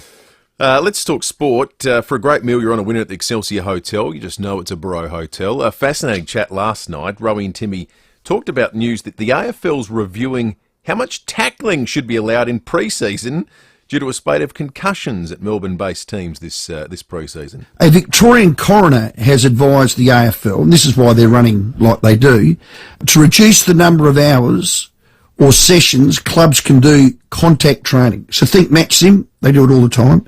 Tackling practice, they do that all the time. Intra-clubs, which start next week, I think the intra-clubs. Yep. Any one-on-ones. Where are we going, Timmy? Where is this going to land? CTE for me is a dirty word, and that word will be the death knell of our great game. Look, it's not there's a dirty, the alarmist, Timmy. Yeah, it's not a dirty word because it's a real thing, and we've got to manage that. I think it goes back to Rowan Smith's theory of why do you need to do so much of the match sim? You don't need to probably do as much as that. It will change. Maybe something like this is the catalyst for it to change, where you can still train intensely and a lot, but the body clashes stuff gets minimised rather than doing it every week. You know, I think the NFL's been instructive in this whole debate about concussion because they were the first ones to get the lawsuit. They were the first ones that started having institute changes to rules and things to deal with the fact that concussion was a real risk to the sport. And at the time, there were hugely alarmist views. And I think they're instructive to look at again because all these conversations happened years ago there. The sport's dead. Who's going to let their kids play? Junior level's going to change the rules. Well, you can't tackle till, what, grade 4 in AFL? Yeah. Aussie rules? There was all this stuff being spoken about over there. And you know what's happened? They just got on with it. The sport's as popular as ever. A few rules changed. Everyone calmed down. So there was a huge reaction to the change, the science, the risk. Rules were changed. Everyone bought into it and realised you can't make it totally risk-free. At some level, as a professional, you're opting into this environment. All we can do is make it as safe as possible. And it didn't fundamentally change the sport. There's massive changes in terms of, you can't hit a quarterback like you used to be able to. Yeah. They changed that. But the sport didn't die. And the sport here, I think, to allay Rowie's fears, it's not going to die. No. It might look a little bit different, but it's not going to die. Speaking of sport, to wrap things up, Rob with a terrific text about the RBA press conference looming today, us asking whether they're going to follow the same lines as AFL coaches. Rob says, here's an excerpt from the RBA press conference. Yeah, no, we're taking it one rate point at a time. I'm just happy to play my role. It's a team effort. That is superb. 5AA News Time, back shortly. 5AA's Business Lounge with Leith Forrest. In the Business Lounge today, we're joined by another happy Arbor Vitae customer, Gary. Morning, Gary. Morning, how are you? Very well, thank you. Hey, we all know Arbor Vitae contains the potent natural anti-inflammatory and antioxidant supplements, which provides a whole bunch of benefits. What I want to know with you, Gary, when did you start taking Arbor Vitae and what for? Over 12 months ago now. Early onset arthritis in my knee. Old football days, getting older. I'm in the forklift game, always on my toes, on my feet, and started taking it and just simply couldn't believe the result. Am I right? You heard the commercial on the radio and thought, I'll give that a go. I heard it for some time, but let me tell you, it's Australia's best kept secret. I cannot talk long enough about it because it is just a simple, brilliant product. You mentioned your work in the forklift game, so clearly high levels of labour involved there. Did you notice the significant benefits after taking the Arbor Vitae? I couldn't walk. I was hobbling around like a bullfed. I really needed a walking stick, to be honest with you, and I simply wasn't going to do that. So it was two options: do something about it or start taking a supplement of some description. I heard about this on the radio, started taking it, pain went. Just simply went. So clearly, Gary, you're happy to recommend it. If you've got any pain at all in your body, give it a go. Thanks, Gary. For more information or to order, visit arborvitae.com.au or why not give them a call on 1300 879 863. That's 1300 879 863. Always read the label and follow the directions for use. This is Adelaide's FIVEAA. Partly cloudy and 25 today with the 7:30 news. I'm Graham Goodings. Physio Extra hands-on physio at 6 locations. Even more convenient now with online bookings at physioextra.com. King Charles is stepping back from public duties after being diagnosed with cancer. Brett McLeod reports. The palace says the cancer was discovered while the king was undergoing treatment for an enlarged prostate. They're not disclosing what form of cancer he has, except to say it's not prostate cancer. Charles has already begun treatment as an outpatient at a London clinic. While he won't be carrying out public duties for a while, he plans to keep working in his role as head of state. Charles broke the news to his immediate family members before it was made public.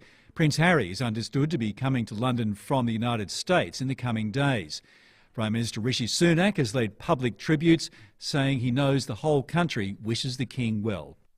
The Prime Minister says the opposition is struggling to find a consistent position on the Stage 3 tax cuts. The federal government is proposing to adjust the tax brackets so low to middle income earners receive more. The coalition is still deciding whether to support Labor's plan.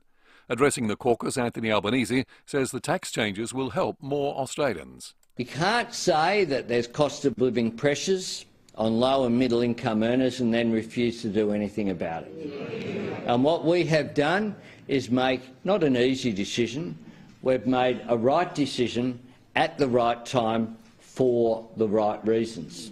More good news on the economic front for South Australia.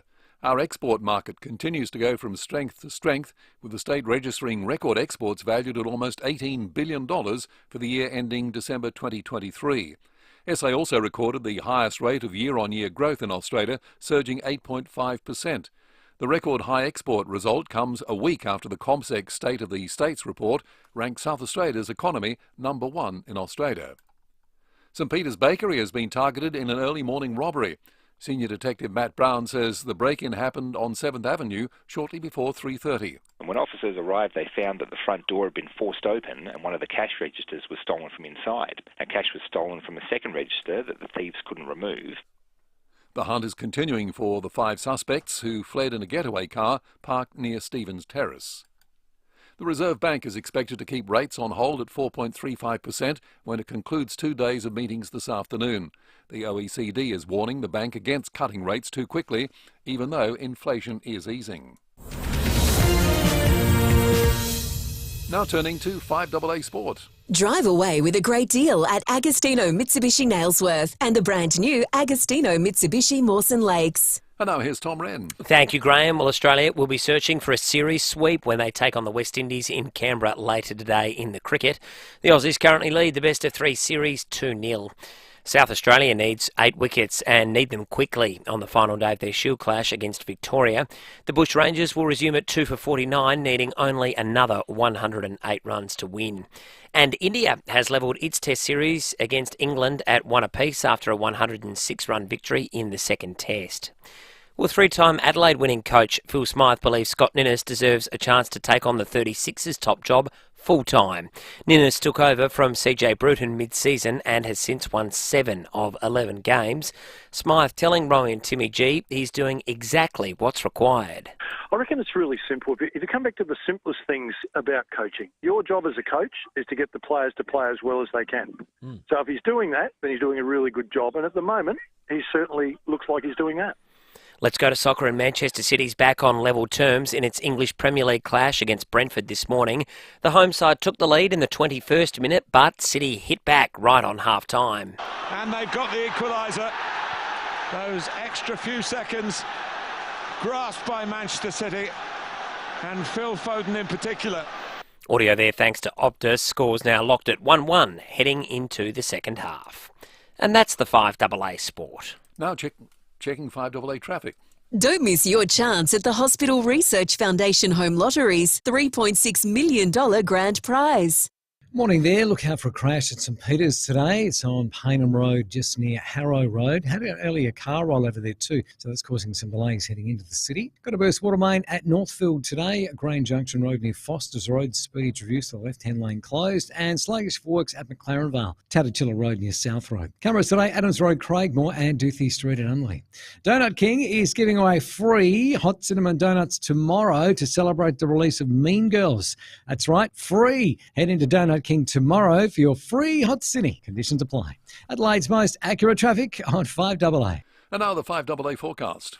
Stay cool. Service your aircon at Automasters. And keep cool with Cool Now, Pay Later options. 25 and partly cloudy today. Tomorrow mostly sunny 27. Thursday sunny 29. And Friday sunny 28. Right now in Adelaide it's 14. More news as it happens on 5AA. Hi, I'm Lynn Andrews. For over 50 years we, the Lynn Andrews team, have specialised in commercial and residential property management. But above all, we specialise in people, helping to make life easier for investors and tenants. Everyone is treated with empathy and respect. It's the way we do business. It's the Lynn Andrews way. For residential and commercial property management, we're here to help you. Visit lynnandrews.com.au. Breaking news. Sky News Australia can reveal In a major development, you can stream your favourite Sky News shows. it's a brand new way to join the battle of ideas. Here you won't hear an echo. Debate is essential to a healthy democracy. Access the latest news, sport and weather. Plus the opinion that you won't find anywhere else. Your favourite shows, one app. Stream for $5 a month. Download the Sky News Australia app right now. Conditions apply. 5AA Breakfast is streaming live right now. To watch, simply head to 5AA on Facebook or YouTube.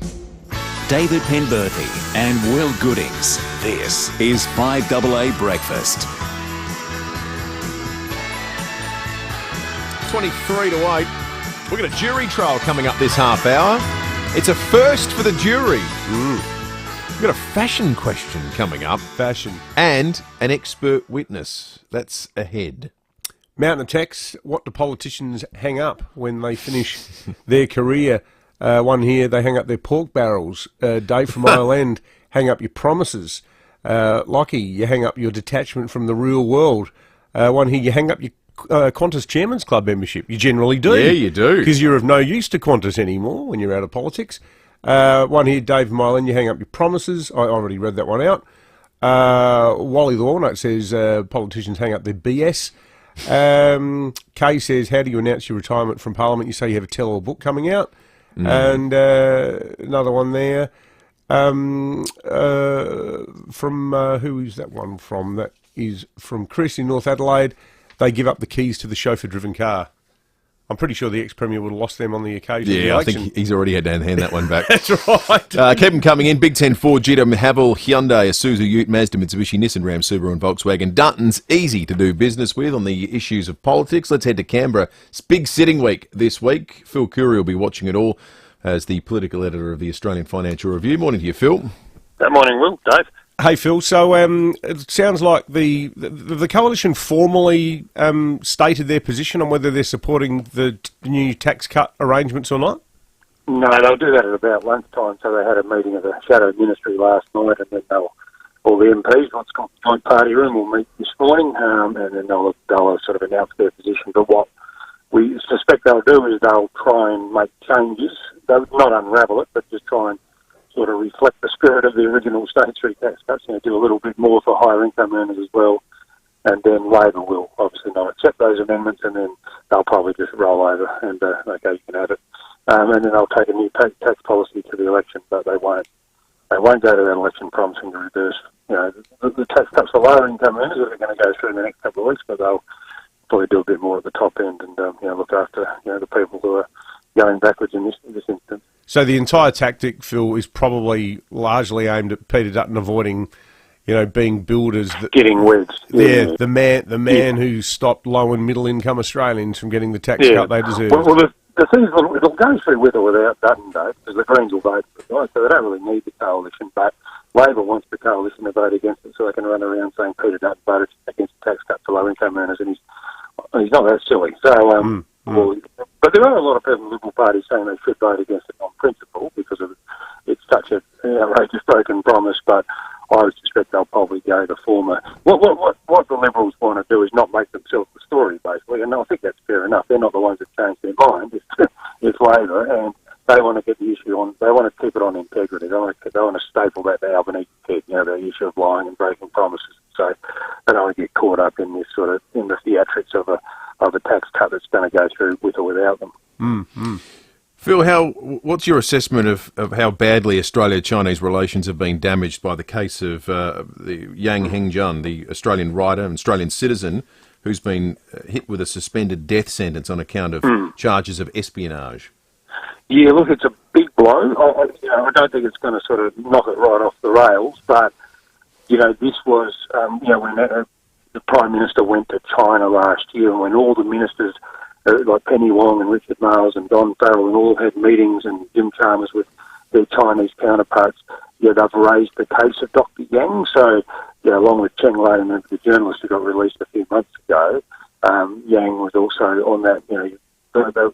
No one knows. They never told us what the charges were. The trial was held in secret. Australian consular officials weren't ever allowed to, even witness the trial. So the whole thing smells of a stitch up. But the thing is, the optics of this is, Will, that this was, the Chinese were very aware of the importance we place on the fair treatment of this fellow, and to give him, not just to put him in jail, but to give him a death sentence, which will be commuted after 2 years to life. I read somewhere it was the harshest penalty the Chinese have imposed for foreign espionage since 1949. So wow. The government has taken this personally. Right? They've seen this as an yours to Australia, and all these efforts so far to sort of mend the relationship and stabilise it, as they say. And I think it's a good wake up call, a timely reminder that despite all the progress that's been made during the last 18 months, there's still some deeply entrenched problems there. Hey, Phil, I don't know if you've been watching the series on the ABC, Nemesis, but we were chatting before about... I only saw last night's episode. I hadn't seen any others, but the extent to which Turnbull was just sitting there like... he almost reminds me a bit of Dave Allen, the old comedian, just sitting there in his chair telling all these yarns. But some of the language and the abusive names that they reserve for each other, it's quite unedifying, isn't it? It is, but I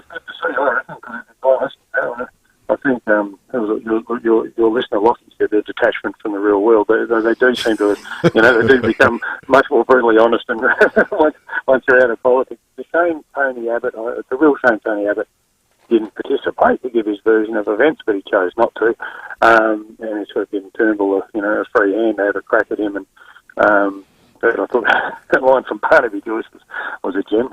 That one, when he said, I stopped looking at him as the Prime Minister and just started looking at him as an idiot.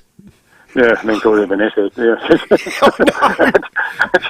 And then he admitted that he thought if he bumped into him in Parliament that day after he gave him the free lecture about his relationship with Vicky Champion, that he might have actually beaten him up. Yeah, exactly. Yeah, I knew at the time that Joyce was serious. Look, I think it's sort of good, this stuff. As unedifying it is, it sort of shows. Well, I'm looking from a journalistic perspective, Dave, because it shows we don't make this stuff up, right? Yeah, for sure. This is how they talk, right? Off the record a lot and stuff like this. Not probably that blunt. And we know a lot of this stuff. When we're constrained by our code, we can't report it. It's off the record. So a lot of times we write this pension or there's leadership trouble here or stuff, and all the readers go, oh, yeah, there's the press gallery making it up. So I hope people sort of believe us a bit more when they see what they really think of each other. I haven't seen any journo, be they from the Guardian, the Australian, the Fin Review, any media outlet has ever written a story that was as abusive as what unfolded in the course of that 45-minute program last night. Good point, I know, they're into it. Yeah, absolutely. But I'm sure Peter Gunn's not really loving it. You know. No. Just sort of dragging out old history. But it's look, good on the ABC for doing it. Mark Wilsey's a good reporter, and to me, it shows the ABC's still got life left in it. You know, they can still do good, objective, documentaries without, the journalist becoming the celebrity or anything like that. And this is the sort of stuff they used to do well. And it's a rarity on the ABC nowadays, but it's a good series. Yeah, for sure. Good on you, Phil. Phil Curry, the national political editor for the Financial Review. 15-8. In the criminal justice system, all defendants are innocent until proven guilty, either by confession, plea bargain, or trial by jury. This is one of those trials. Putting fashion on trial this morning for the jury, it comes to us by way of a man by the name of Ian Grace, who was a finalist in the 2023 Gold Coast Australian of the Year Local Hero category, 2022 Gold Coast Volunteer of the Year. His place of origin and the place he calls home significant because he is called for the ultra skimpy bikini to be banned. Really? He's called for it to be banned. He's written to the mayor saying that there needs to be changes after an encounter he witnessed at a council function where someone rolled in wearing the barely there bikini. At a council meeting? Ian Grace, a function. It was a function that someone was walking past. This is ridiculous. It's enough. We don't need it. I think it's demeaning to themselves, to be honest. You don't need to flash everything. I don't think it's necessary. Young kids don't need to be saying, why can't I see that lady's bottom? We have a 5AA breakfast mug to give away to everyone who participates in the jury this morning. The ultra skimpy bikini that you're seeing at beaches now regularly. Ban it or don't ban it. 8223 Now, we don't lead the jury, and frankly, David and I aren't in the business of giving fashion advice. So what we've got for you, in a break from tradition, when it comes to the jury this morning, is an expert witness. Oh, wow. So call in and be a juror now on 8223 Ban or don't ban the ultra skimpy bikinis that you're seeing everywhere. Ian Grace says you need to ban them. They're ridiculous and demeaning. Then hear from our witness. Everyone gets a mug, and we're going to do that after the break. We need the jury to convene first before they hear from our first witness right after the break. Let's check traffic. Novita Tech can support you to live more independently. The summer sale's on now. Visit novitatech.com.au. Thanks, Will. At St Peters, clean-up continuing after a crash on Paynham Road near Harrow Road with delays inbound. At Northfield, Burst Watermain, Crane Junction Road near Foster's Road, got speeds at 40, the left-hand lane closed for outbound. Busy for works Glenside, Fullerton Road near Mulberry Road, slow at the moment, South Road at Edwardstown with a camera, Elizabeth Wade. Elizabeth, what's new at Zap? You! This year, join Zap and get big value for your big goals. Stay strong, but be flexible with 24/7 access. Learn more at zapfitness.com.au. Adelaide's most accurate traffic on 5AA. Don't just get a forklift, get a Toyota forklift. Right now, Toyota Material Handling is having a massive clear-out of 2023 plated forklifts. Score a great deal across a selected range of new Toyota forklifts currently in stock. Counterbalance and reach forklifts, walkie stackers and more. So if it's 2023 plated, get a great Toyota forklift deal. Visit toyotamaterialhandling.com.au. Get a Toyota forklift. T's and C's apply. Offer ends March 31st. If you need to fix your pipes, call Precise. Call Precise. If your toilet's blocking up, call Precise. Call Precise. If your lights aren't turning on or your hot water is gone, or a plumber or an electrician, call Precise. Precise. Precise Plumbing and Electrical. Call 1300 700 200. That's 1300 700 200. For fixed price services, call Precise. For a plumber or an electrician, call Precise. Call Precise. NRG Solar have moved to a new location. It's bigger and better, and their new warehouse is fully stocked with wholesale solar and battery equipment. So, if you're looking to save money on electricity and help our environment, don't wait. Visit NRG Solar at their new office on South Road, St Mary's, where every 3 customers refer someone they know, which means they must be doing something right. Call into NRG Solar at their new premises, 1275 South Road, or visit nrgsolar.com.au. Before you do a thesis in dishwasher, depart on an oven odyssey, or make a pilgrimage up Mount Washing Machine, Just trying to work out what appliances to get? Drop into Adelaide Appliance Gallery. We're here to make your life easier. We've got the best advice, best appliances and the best offers on Smeg. Choose from Smeg's linear range of ovens and save up to $1,200 during the clearance sale. Make your life easier with Adelaide Appliance Gallery, Payneham Road, St Peters. 5AA Breakfast is streaming live right now. To watch, simply head to 5AA on Facebook or YouTube. David Penberthy and Will Goodings. 5AA Breakfast. In the criminal justice system, all defendants are innocent until proven guilty, either by confession, plea bargain, or trial by jury.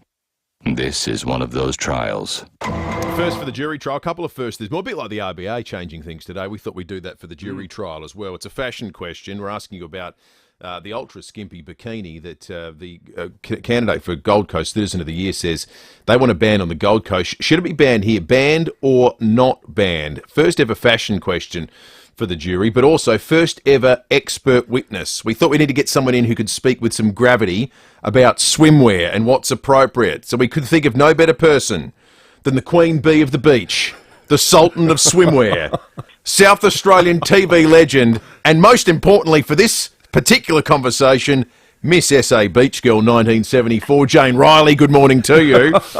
Morning, guys. I'm very pleased to be on board as your expert witness today. Well, Jane, we couldn't think of anyone better. And this is a big moment for the Brekkie Show, where you, of course, were a beloved and integral part for so long. But you are our first expert witness ever in the history of this segment. Wow, do I get a mug for that? I think, yeah, you can have a mug, Jane. You can certainly have a mug. What do you make of these bikinis, Jane? Have they gone too far? No. I mean, firstly, you can't ban them. I mean, you're going to have the beach patrol walking along, so you've got to take that off. That's going to be even worse.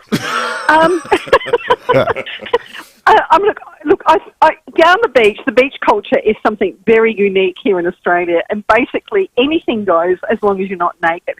And if you're proud of your body and you think you look pretty good or you love the freedom of a G-string, go for it. I personally, at the age of 68, wouldn't be wearing one. I can think of all the negatives. It's like wearing a piece of fabric the width of dental floss between your bum cheeks. What happens when you sit on the sand? The sand goes up your bum crack. And how about the sunscreen? Hello, darling, can you rub my bum for me? Can you put the sunscreen on? Yeah, I know. So your argument is not that it's your next door neighbour to do, would you? It's undignified. It's just that it's impractical. I think it's totally impractical. And I just think, look, if you've got the body and you want to show it off, go for it. Or if you love the freedom, you don't necessarily have to have a beautiful sculpted body. If you love the freedom and that's what you want to wear, I don't think they look attractive. I like a little bit more femininity in my swimwear. Think back to the amazing bikini that Ursula Andress wore in James Bond's Dr. No. Oh, yes. Now, that was considered controversial at the time, but, it had like a 4-inch side on the bikini brief. Quite conservative by our standards, but she looked really, really sexy. Can you remember what you were wearing, Jane, when you were crowned Miss SA Beach Girl? Can you remember what bathing costume you had on? Well, I did send Lucy a photo which she can show you. I wore a very brief bikini for the Miss SA Beach Girl. I then went on to the national final. I became Miss Australian Beach Girl 74. But I was actually told before I went to Perth for the finals to buy a new bikini because mine was considered too brief. Oh, it was really? a shoestring bikini and it had like a 2-inch brief.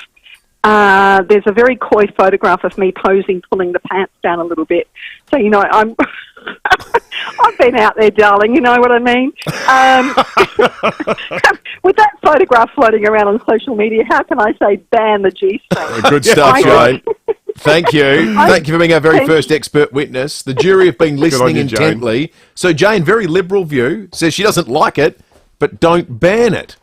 What do our jurors think? Let's go to juror number 1. Good morning. Good morning, boys.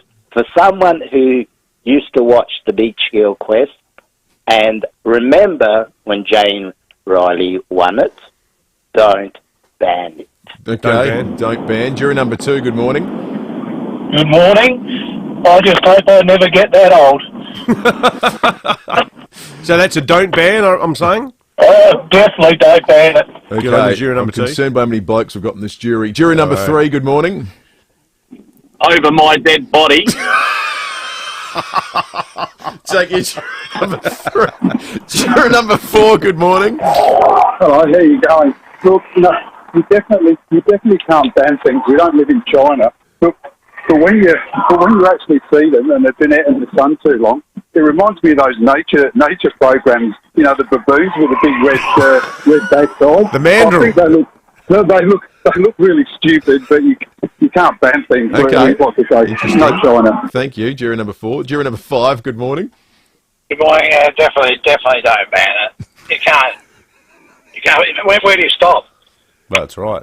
Telling people what they can and can't do. Exactly. Yeah, okay. This isn't Russia. Jury number Russia? 5. This isn't Russia, Danny. Suddenly a very liberal panel of jurors we've got this morning. Jury number 6, good morning. Good morning. I am absolutely appalled. Some of them are so big you can't see any bum skin at all. So that's another don't ban. Is that our first ever unanimous? That is. To the history of the jury. Oh, my goodness. We've never had one before. That's the first unanimous jury verdict. Can we hear from one of our female listeners, please? Because that was a jury consisted of entirely of blokes. Well, that rendered a verdict. I mean, the first 6 callers through, that's just the nature of the beast. The impaneling process was flawed in hindsight. But they, it was compared to communist China, the suggestion. Oh, what about that? A lot of freedom fighting that suddenly came through. Can we hear from a female listener, perhaps? No, it's just outside the jury. Are you like Jane Riley? Maybe Jane's... Well, the comments online are, here we go. Anna in Walkerville, I believe in the interests of equality and fairness that men should be made to wear string bathers as well. Seems that only females have to display 99% of their bodies in the name of fashion. Good point, I don't know how that would work. No. Mara says Gold Coast is only banning the skimpy bikinis that are being worn on the footpath and shops, not on the beach. But one here, hang on, Elkie. Many older women in Glenelg, including me, are appalled at the lack of clothing on young women walking towards the beach. String bikinis are not even sanitary and they look very uncomfortable. Please ban them. So there you go. There's one ban on the Dutton's text line, but look, let's just pluck a name out of a hat. No, everyone got a 5AA breakfast mug. Oh, of course they did. Well, there you go. Nikki's called in with her thoughts post-jury, post-verdict. Morning to you, Nikki. Hi, how are you? Good, thank you, Nikki. I wouldn't ban it, but I agree with James that it's not attractive. They'd be better off wearing a bikini, but you definitely don't ban it. Okay, thank you, Nikki. Yeah. Kerry has also called in. Morning to you, Kerry. Good morning. Definitely don't ban them. I mean, the young ones look great in them, but if it's comfortable, why not? Yeah. Oh, good on you, Kerry. Fair enough. Okay. Well, it's entirely, it is unanimous, both within the confines of the jury and beyond. Oh, apart from Elkie. Apart from Elkie. There may be some others. No, that's Elkie. No, haven't seen any others. We might take one more call, I think. Well done to everyone. Because Anne has called into the program. Good morning to you, Anne. Good morning. My daughter, she won Miss South Australian Beach Contest as well, 2 years after Jane Riley did. I think today, I have granddaughters, one 14. Don't think I'd like to see her in today's bikini. I wouldn't ban it, but I'm not a real fan of the... That's a reasonable too position. Much flesh. Yeah. So don't ban, but not a fan. Which maybe that maybe that should have been a category. Don't ban, not a fan. But there's a few people that seem to be there as well, although none of them were on the jury. 6-0. 5AA News Time. Back with more in just a moment. Now let's see what's in the swear jar at Buy Urban Bathrooms and Kitchens. Wait, that's a cookie jar. Oh, busted. My mistake. Let's see. Here it is. Here's one from Renette, an interior designer at Buy Urban for over 20 years. Renette swears to ensure your dream bathroom becomes a wonderful reality. For a team that swears to deliver on quality and service, see Buy Urban Bathrooms and Kitchens, Adelaide's home renovation experts. Wouldn't mind a cookie. Remember when milk came in bottles? I mean real glass bottles. It somehow tasted better and it was better for the planet. That's why the Fluorio Milk Company have partnered with the Udder Way to bring you milk in a glass bottle. The reduction in single-use plastic bottles will be phenomenal, in the millions. Join the fight to reduce plastic and look for milk refill stations in your supermarket. Thanks to Fluorio Milk Company and the Udder Way. Visit fluoriomilkco.com.au for more. It's Edward from Edwardstown Mazda, South Australia's #1 destination for Mazda. Edwardstown Mazda has a very serious offer. So this is my most serious voice. This month's get savings equal to the on-road costs, plus free servicing on all 2023 plates. T's and C's apply. I'm Edward from Edwardstown Mazda, and I'm being very serious right now. You've decided to build? It's exciting stuff. When you've found land, it's a good idea to get advice on what you can build on your new parcel of paradise. Get Steve from Beechwood Homes to take a look. There's no obligation, and you'll get a great understanding of what's possible. Sloping block, flat block, weird shaped block, or block on a cliff. Speak with Steve from Beechwood Homes for all the possibilities. Life's good. It's even better in a Beechwood home. Google Beechwood Adelaide. Online, on DAB Digital Radio and on 1395 AM. Talking Adelaide. This is Adelaide's 5AA. Partly cloudy and 25 today. With the 8 o'clock news, good morning. I'm Graham Goodings. Getting fit your New Year's resolution? Book a Pilates and group exercise class at Physio Extra. 6 locations. A cancer diagnosis for King Charles will see Prince Harry return to the UK. The medical update was issued by Buckingham Palace early this morning, Australian time. The nature of the cancer hasn't been revealed, but it was detected during his recent trip to hospital for an enlarged prostate. UK correspondent Vincent McAvenny has told David and Will Prince Harry has been informed and is heading home. Prince Harry, we understand, and Prince William and other senior members of the royal family were told directly by King Charles in recent days. We understand Prince Harry will travel back to the UK in the next few days alone. South Australia has more reason to celebrate, with the export market reaching record levels. Farmers, miners and small businesses have helped the value of exports skyrocket to $17.93 billion for the year ending December 2023. It's also the highest rate of year-on-year growth in SA. The Minister for Trade, Nick Champion, says it's a fantastic result. So it's a really massive increase. Year on year, it's 8.5% increase over that year. So just a terrific outcome for our state. The result comes only a week after the ComSec State of the States report voted SA as the #1 economy in the country. Interest rates are expected to remain on hold at the conclusion of the New Look Reserve Bank meeting, but economists warn there is a long road ahead for households. The RBA has undergone sweeping changes, including meeting less frequently and 2 days of meetings rather than 1. Australian Retirement Trust Chief Economist Brian Parker says there is a lot of pressure on inflation. Still lots of pressure on inflation coming from domestic factors, especially on the services side of things, where inflation is still uncomfortably high from the bank's perspective. So we don't think they're in any great hurry to be cutting interest rates, certainly finished increasing them at this point. 5 teenage boys have been charged over their alleged involvement in a carjacking and the murder of a Queensland grandmother. 70-year-old Violene White was stabbed to death in front of her 6-year-old granddaughter in a car park in Ipswich. 2 men have been busted breaking into a car at Salisbury Hotel. The robbery happened yesterday afternoon in the Commercial Road car park. A wallet and electrical items were taken. The suspects were ID'd by CCTV and arrested at the same hotel last night. The 22 and 25-year-olds will front court in March on a range of offences. Now turning to 5AA Sport. Get immediate delivery on Mitsubishi Triton from Agostino Mitsubishi Nailsworth and their brand new dealership at Mawson Lakes. And now here's Tom Wren. Thank you, Graham. Let's start with a little bit of cricket. Australia can clinch the ODI series clean sweep against the West Indies today, with the third and final match taking place in Canberra. Former Aussie player and coach Tom Moody says the Aussies won the first 2 games relatively easily. It has been pretty comfortable. They had a bit of a scare, and if it wasn't for Abbott's innings to sort of resurrect things and get them, over 250, it could have been a fail on that second ODI. The two teams will be announced at the toss. The first ball to be bowled at 2 p.m. our time. Matt Short's been ruled out with a hamstring injury. He's been replaced in the squad by Ben McDermott.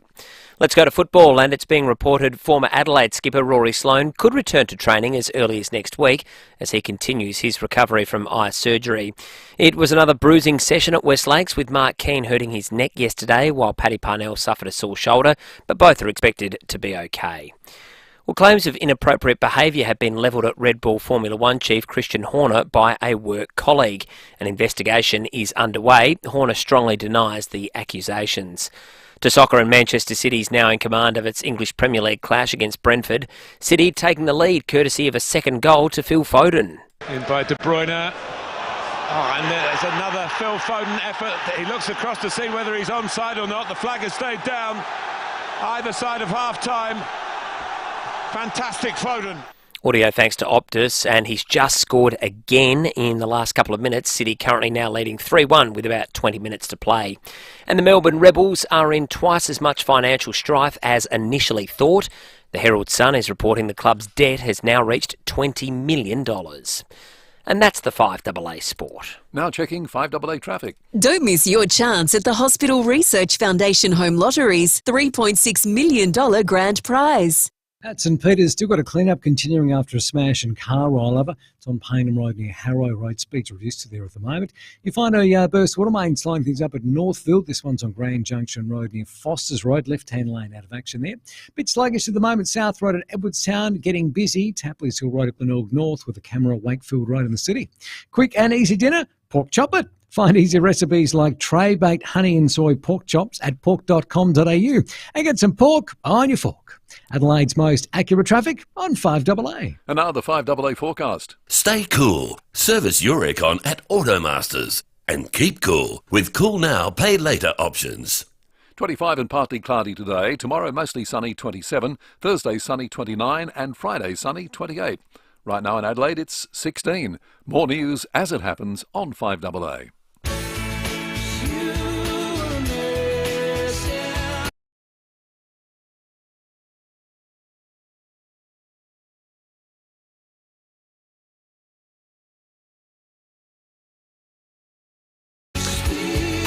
6 after 8. Good morning to those watching along on the Foodland Supermarkets Facebook and YouTube live stream. Appreciate your contributions. A lot of great text this morning as well. Brilliant. Dutton's text lines 0480 1395. But remember too, if you'd like to call in and have your say on anything that gets discussed, or there's something new that you'd like to raise for discussion, we love it when you do so. 8223 0000 is the number. Always welcome your contributions to the program. Stephen Marshall will today make his resignation formal. He'll present it to Parliament, which means we'll get a date for the by-election. I think this is his first radio interview. I can't think of any other stations that he's spoken to over the course of the last couple of weeks. He'll be on in the next 15 minutes with us. Is anyone stuck on Paynham Road at the moment? Call us with a traffic update. There was a car rollover earlier that's caused some concerns for people driving into the city. If you're stuck in it or you've been through it and you give us a sense of what it's like, whether it's cleared, whether it's providing all sorts of hold-ups or indeed through the flow-on effects for other traffic in that part of Adelaide, do give us a call and let us know how you've managed to negotiate it. 8223 0000. Time for Breaking at 8. Well, a very important vote is going to be held in our state parliament tomorrow, looking at whether South Australia should become the first state to establish a full parliamentary inquiry into what's known as gender dysphoria, more commonly transgender. The inquiry aims to look at all of the various policies that are in place governing the management of cases involving children and adolescents who think that they need to change gender. It's important to stress that the motion that's being put is quite different from the move by the federal Liberal MP Alex Antic to move to an outright ban, where in all but the most extreme and medically demonstrable cases, all forms of transgender surgery and treatment would be banned forthwith. The motion which is being put by Frank Pangello is not that extreme, and it reflects what many would describe as mainstream disquiet around the model that's used to determine how these cases are managed. We have Frank Pangello on the line now. Frank, good morning. The backdrop to this, that FOI that you provided me with when I was working on the news piece for today's Australian, the number of cases here in South Australia in the space of 1 year between 2020 and 21, they seem to triple overnight. And it feels that a lot of people tiptoe around this issue and think that it shouldn't be discussed. You don't share that view. No, I don't. I've been looking at this for the best part of a year, and this trend is also happening around the world.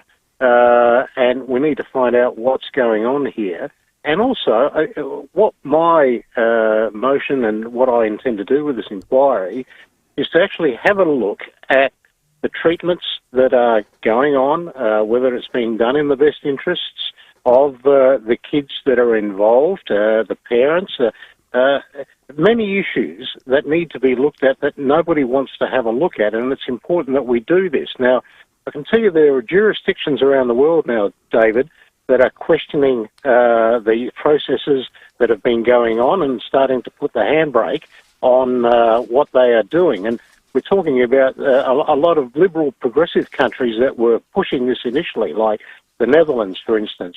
Only the other day in Alberta, Canada, the government there announced that they were going to put a stop to surgery, gender-affirming surgery, for kids 18 and under. So on top of that, you also have a lot of medical evidence that is now emerging to say that we need to have a stronger look at why this is happening. Could there be other causes that are leading children to do this? Now, I'll tell you this, that I've met with many people, many professionals, many clinicians over the past 12 months, and parents. And one particular parent who was distressed when his 11-year-old daughter suddenly said that she wanted to change her gender. And then they were going to put her on puberty blockers. Now, that means that she went on to that. She would be sterile within 3 years, a lot of changes to her own body. She wasn't old enough to make that decision. Fortunately, she didn't go on the puberty blockers. Well, I spoke to the dad last night, believe it or not, and he told me that he had a really good discussion with his daughter a few weeks ago, and the daughter came out and said she regretted making the decision that she did previously, and that she felt that she was pressured by peer pressure into making that, and also to seek attention. And now she's reverted back to her birth name. She's a girl, and she's starting to live life like a girl. So we need to have a look at these things that are happening out there, David. It's important. The case I really would just still struggle to comprehend, Frank, was the woman I spoke to over the weekend in Sydney who is taking legal action. She's now 33. She's taking legal action against her psychiatrist. She had one consultation with a psychiatrist when she was 19, said that she thought that she was rightly a man. And off the back of one consultation, she ended up having a mastectomy, a hysterectomy, and she had her ovaries removed. And within 2 years, she was at a point where she thought, why the hell did I do this to myself? And she's come out in support of your push for an inquiry.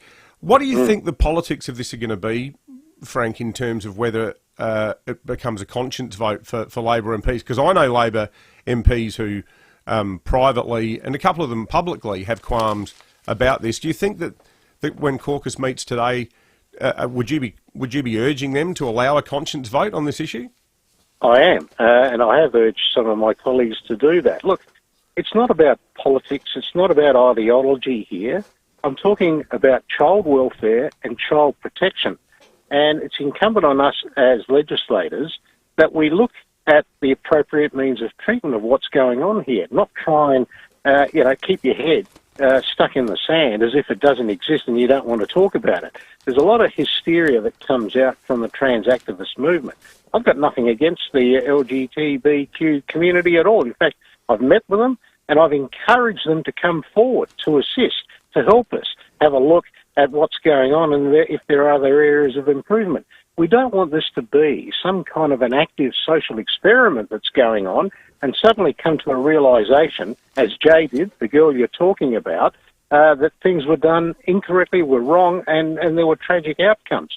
They use a lot of emotive language, like, oh, you're harming these people and, you know, you're going to drive people to suicide. No, that's not what it's about. It's about getting answers, David.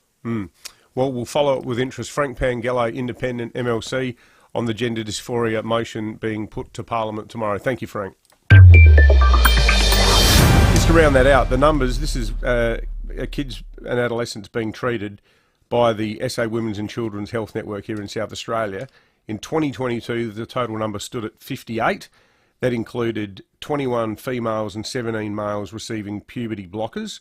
And just 1 year later, the total number had gone from 58 to 149, with 91 females and 58 males receiving different forms of treatment, including 35 females and 33 males receiving puberty blockers, and 26 males and 13 males undergoing what's called stage 2 gender-affirming hormone treatment, where you're well and truly on the path to irreversibly changing sex.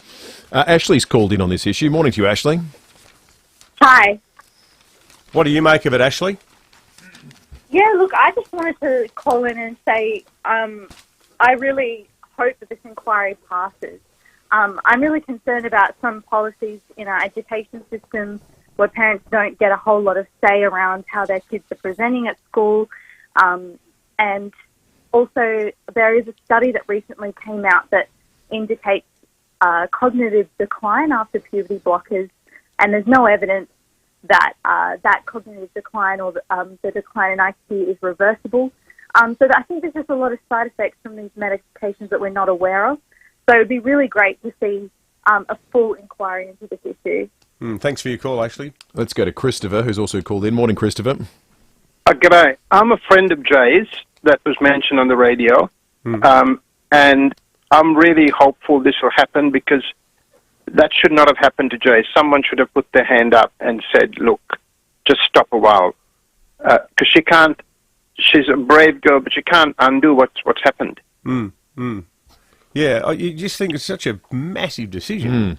And one conversation. Yeah, well, that's what her statement of claim in the New South Wales Supreme Court says. She's being represented out of Adelaide by a local law firm, but just extraordinary. I mean, you'd think if maybe you're feeling mildly depressed, you might get given some drugs after one consultation with a psychiatrist, but to go down that path, making permanent totally decisions. changing your body, it's extraordinary. Thanks to our callers. You can continue to call in, of course, on 8223 0000, or leave your comments on the Duttons text line 0480 1395. We're going to check traffic. Stephen Marshall is coming up in just a moment. Novita Tech can support you to live more independently. The summer sale's on now. Visit novitatech.com.au. Thanks, Will. Still got a clean-up continuing at St Peters after a crash and rollover. Paynham Road near Harrow Road. Still got delays there. Mawson Lakes smash and Elder Smith Road near the Mawson Lakes interchange also got heavy delays. Adverse water mains line things up at Northville Grand Junction Road near Foster's Road, speeds at 40. Cameras Gate Street Fell and Heathslip Road at Angle Vale. Want to win a share of $100,000? Just watch Deal or No Deal, 6 p.m. weeknights on 10. Grab the code word, then go to 10. Play for your chance to win. T's and C's apply. Adelaide's most accurate traffic on 5AA. Rowie and Timmy G on the 5AA Sports Show. The AFL Commission met today and they're expected to approve what they call the Maynard rule. You jump off the ground, collide with an opponent, knock him out, you'll get suspended. So there is no room for error. The game's not going to cater for footy accidents. End of story. Rowie and Timmy G. They're going to happen. The speed of the game and how fast it goes and how the clashes happen, it's going to happen. 4 p.m. weekdays on 5AA. Hi, I'm Lynn Andrews. The Lynn Andrews team have seen a lot of change in real estate over the past 50 years, but one thing remains unchanged: our passion to help people invest in their future, to build strong property portfolios in either the residential or the commercial sectors. Our commitment to property investment over the years means we have a wealth of knowledge to share. We're here to help you. Visit lynnandrews.com.au. Before you do a thesis in dishwasher, depart on an oven odyssey, or make a pilgrimage up Mount Washing Machine.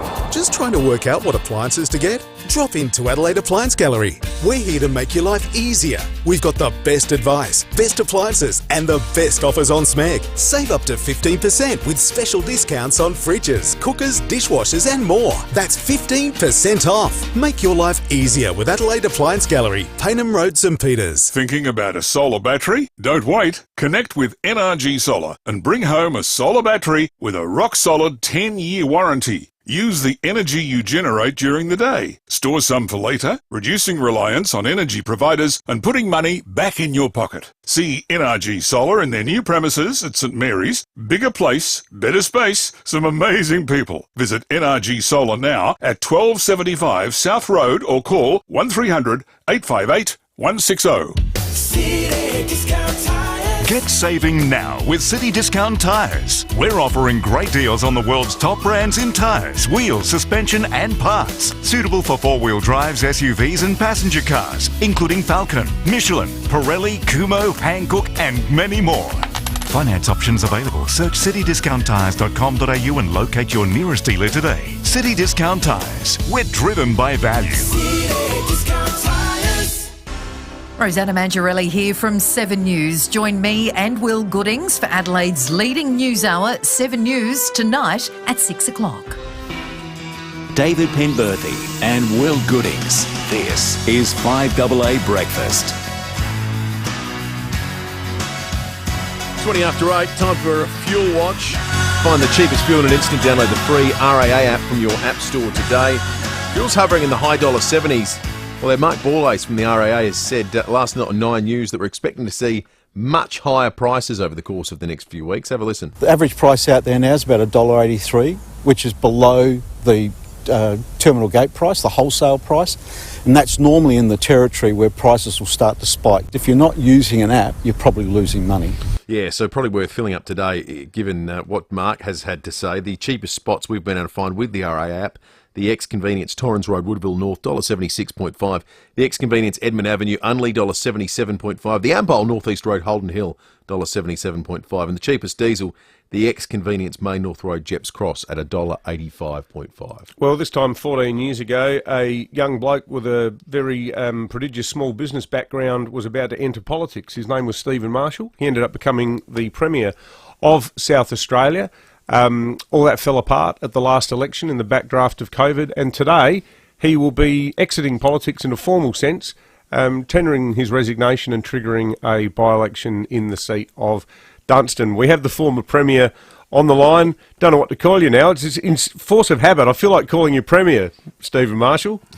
How about feather duster?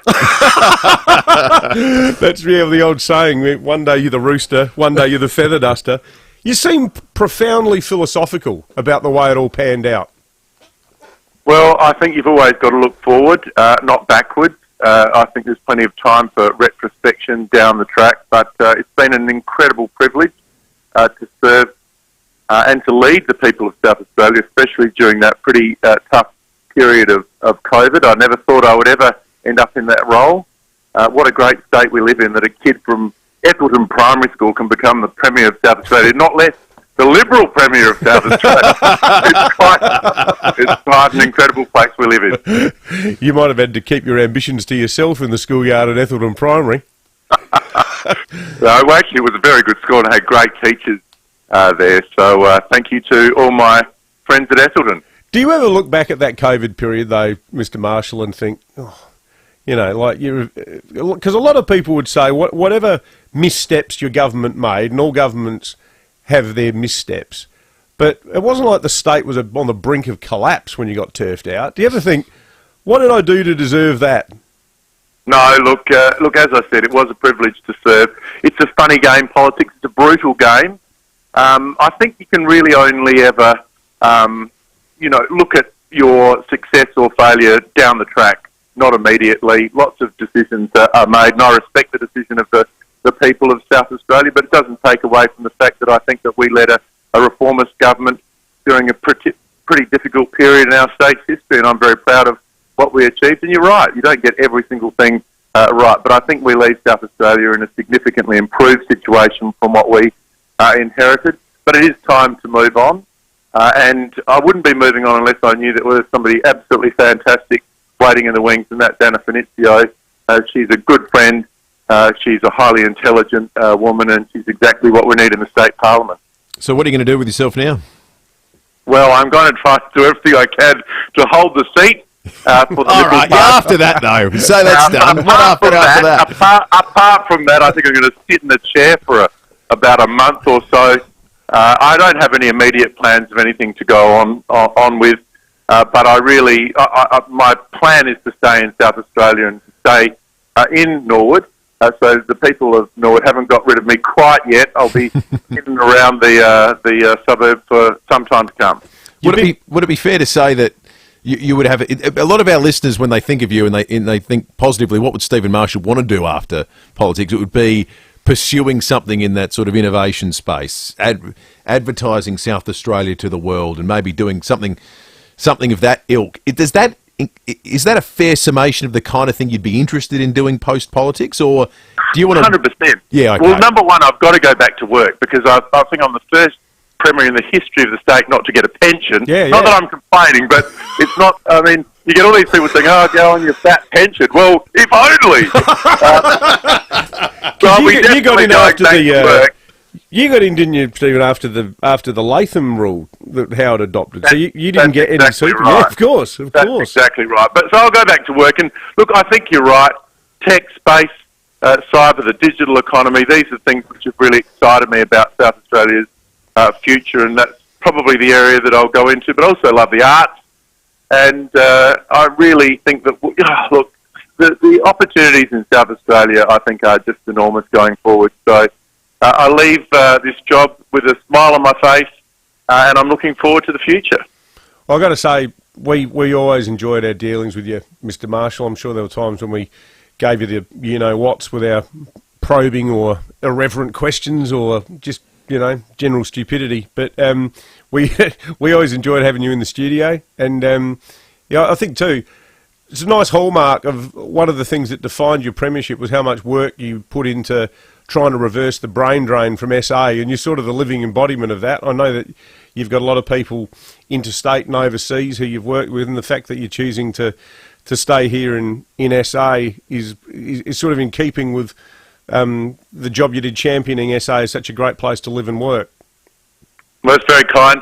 And David and Will and to the entire FIVEAA team, thank you very much for having me on your program over the years. Thank you very much for your support of the campaign that we ran to keep South Australia safe. You guys were absolutely fantastic in making sure that people of South Australia are informed about where we needed to be.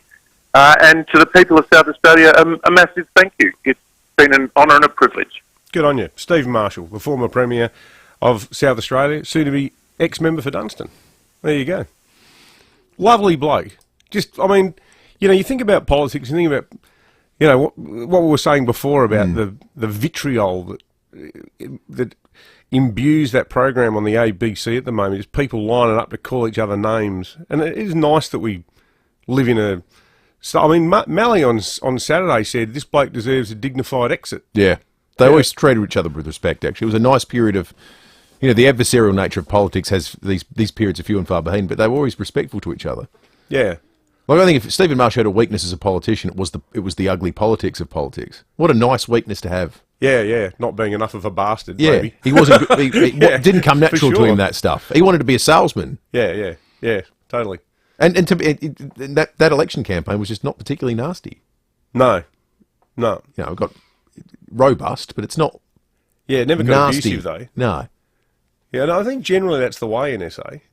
I can't think of sadly, it's more on the internal stuff where it gets really ugly. Oh, if you want to see real ugliness, go back to Brown v. Olsen. Yeah, that's where it gets really bad. It's intergenerational sort of disputes. It's medieval, that kind of stuff, actually. Right. People can't even remember why they hate each other. It's 28 after 8. 5AA News is coming up. We'll be back shortly. You can do just about anything online. Shop, meet new friends, watch reruns of your favourite TV shows or movies. But there's one thing you should never do online, and that's your will. From the simplest to the most complex wills and estate plans, Donlan Lawyers can answer your questions and help carry out your final wishes. For wills and estate planning, visit donlanlawyers.com. Hindmarsh Square, Adelaide, and Ocean Street, Victor Harbour. Are you thinking about a sea change? Where you can walk to the beach and be part of a close community? Think Oakford Homes at Encounter Bay. You can live in a brand new low-maintenance home with all facilities close by. Fixed price turnkey packages, flat land, ready to build. Move in now or invest for the future. Oakford Homes at Encounter Bay. Come down for a drive and look through our display village and see why Stage 1 is nearly sold out. Oakford Homes, a statement of quality. oakfordhomes.com.au. Now, if you're looking for curtains, blinds or awnings, explore all the possibilities at Rundle Blinds and Curtains, Adelaide's premier window furnishings company at Kings Park. Call Rundle Blinds and Curtains or drop in to find out about incredible February 2024 special offers. That includes double Qantas points on the entire Luxaflex collection. That's right, double Qantas points on the entire Luxaflex collection. It's the perfect way to rack up some serious Qantas points and get quality blinds, curtains and awnings to improve the look, comfort and feel of your home. Don't wait. Head into the Rundle Blinds Kings Park showroom. Call them 18274 1210 or go online at rundleblinds.com.au. For over 3 decades, Regent Homes has been synonymous with crafting architecturally bespoke homes, each one a testament to Regent Homes' unwavering commitment to design, quality and sophistication. And because Regent Homes is a South Australian family-owned company, they understand more than anyone what it takes to build a family home. Experience Regent Homes' award-winning display homes at Lightsview and Blackwood Park. Innovative design, elevated living. Visit regenthomes.com.au. 5AA Breakfast is streaming live right now. To watch, simply head to 5AA on Facebook or YouTube. This is Adelaide's 5AA. Partly cloudy and 25 today. With the 8:30 news, I'm Graham Goodings. Physio Extra hands-on physio at 6 locations. Even more convenient now with online bookings at physioextra.com. Australia's political leaders are wishing King Charles a speedy recovery after he was diagnosed with cancer. The King had recently been in hospital to treat an enlarged prostate. He underwent a number of other tests which have now determined he has cancer, but it's not known where or how far it spread. Prime Minister Anthony Albanese says the thoughts of all Australians are with the royal family. I'll be sending a message to the palace this morning, and we hope that King Charles has a speedy recovery and a return to his duties as soon as possible. More good news on the economic front for South Australia. Our export market continues to go from strength to strength, with the state registering record exports valued at almost $18 billion for the year ending December 2023. SA also recorded the highest rate of year-on-year growth in Australia, surging 8.5%. The record high export result comes a week after the ComSec State of the States report ranked South Australia's economy number 1 in Australia. After announcing his exit from politics last month, Stephen Marshall will make it official today. The former Liberal Premier will formally hand in his resignation to Speaker Dan Cregan. The move paving the way for a date to be announced for the Dunstan by-election. Mr Marshall has told David and Will what his future is looking like. So I'll go back to work, and look, I think you're right. Tech, space, cyber, the digital economy, these are things which have really excited me about South Australia's future, and that's probably the area that I'll go into. St Peter's Bakery has been targeted in an early morning robbery. Senior Detective Matt Brown says the break-in happened on 7th Avenue shortly before 3:30. When officers arrived, they found that the front door had been forced open and one of the cash registers was stolen from inside. And cash was stolen from a second register that the thieves couldn't remove. The hunt is continuing for the 5 suspects who fled in a getaway car parked near Stephen Terrace. Uber is expanding. From today, they're launching a phone call-based booking service. It's aimed at older Australians who prefer a human experience when booking a ride rather than using an app. And the last surviving member of the Dad's Army cast has died. Ian Lavender, who played Stupid Boy Private Frank Pike, was 77. Now turning to 5AA Sport. Drive away with a great deal at Agostino Mitsubishi Nailsworth and the brand new Agostino Mitsubishi Mawson Lakes. Here's Tom Wren. Thank you, Graham. Ben McDermott has been brought into the Australian side for today's final one-dayer against the West Indies. The match will be played in Canberra.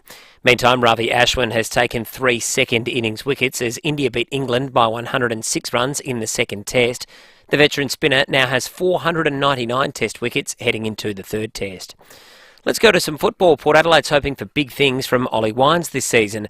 The former Power captain's form has slowly declined since he won the Brownlow in 2021, but teammate Dan Houston says he expects Wines to be back at his best in no time. The one that flies under the radar a little bit is just Ollie Wines. He's obviously had a rough trot the last probably year or so that he would admit himself, and he's turned his training around and he's been really solid in the midfield. So it'll be interesting to see how midfield lines up, but if he's in the guts there, I reckon he's in for a big year as well.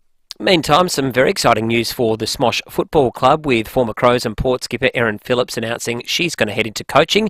She'll be taking care of the under-8s from next season, which is great news. Manchester City has moved to within 2 points of leaders Liverpool following an impressive come-from-behind win against Brentford.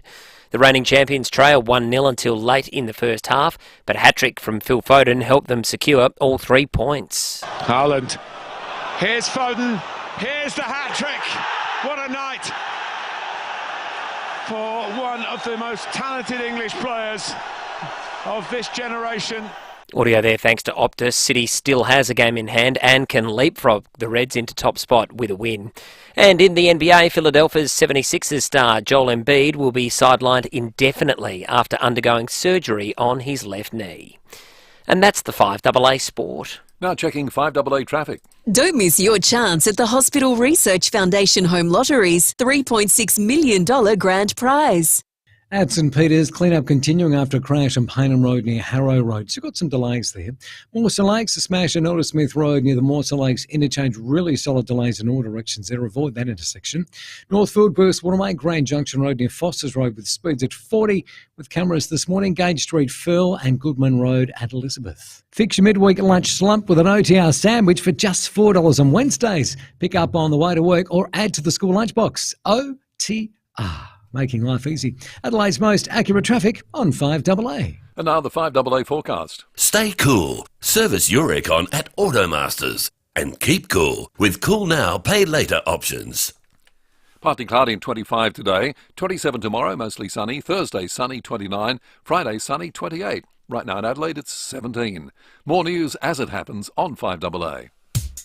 David Penberthy and Will Goodings. This is 5AA Breakfast. 24 to 9. Good news on our roads. The incident at Paynham Road, Harrow Road has now been cleared. All lanes have reopened following a crash there earlier that was causing all sorts of issues for Citybound, where there was down to one lane. That one has opened, so hopefully all flow and effects will be cleared shortly. Not often you start the day hearing that there's been not one but 2 police incidents in St Peters. Well, we're going to head back there actually in the next 15 minutes. We'll cross back to St Peters Bakery.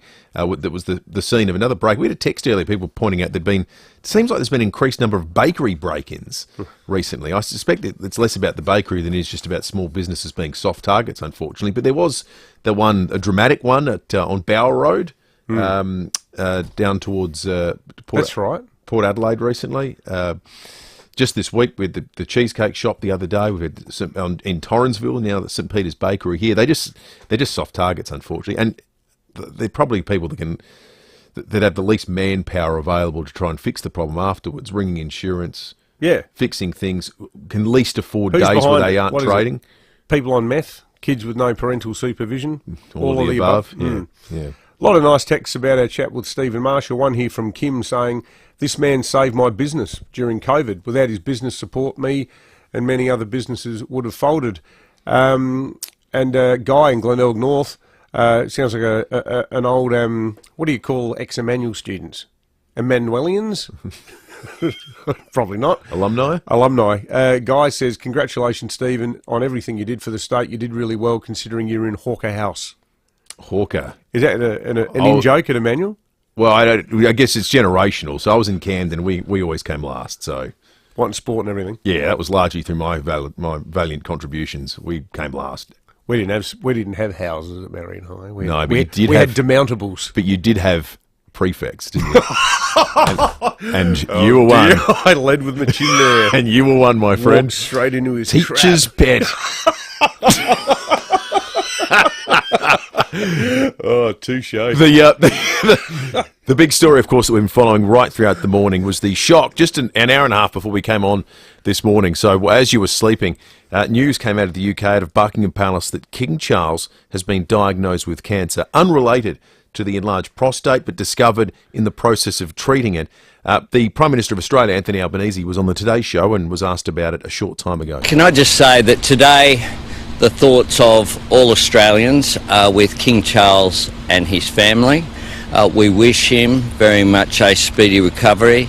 I will be sending a message to the Palace this morning, and we hope that King Charles has a speedy recovery and a return to his duties as soon as possible. Everyone's been working off the same 3 or 4 paragraph statement. There's been no press conference or anything to ask questions, so the details are scant, and the best explanation of it, all we've heard thus far, came from our man in London, Vincent McAviney, a little bit earlier on the program. Good morning. Well, the news only broke at about 6 p.m. here, so about an hour and a half ago, that Charles had been diagnosed, as you said, with cancer and began treatment earlier today.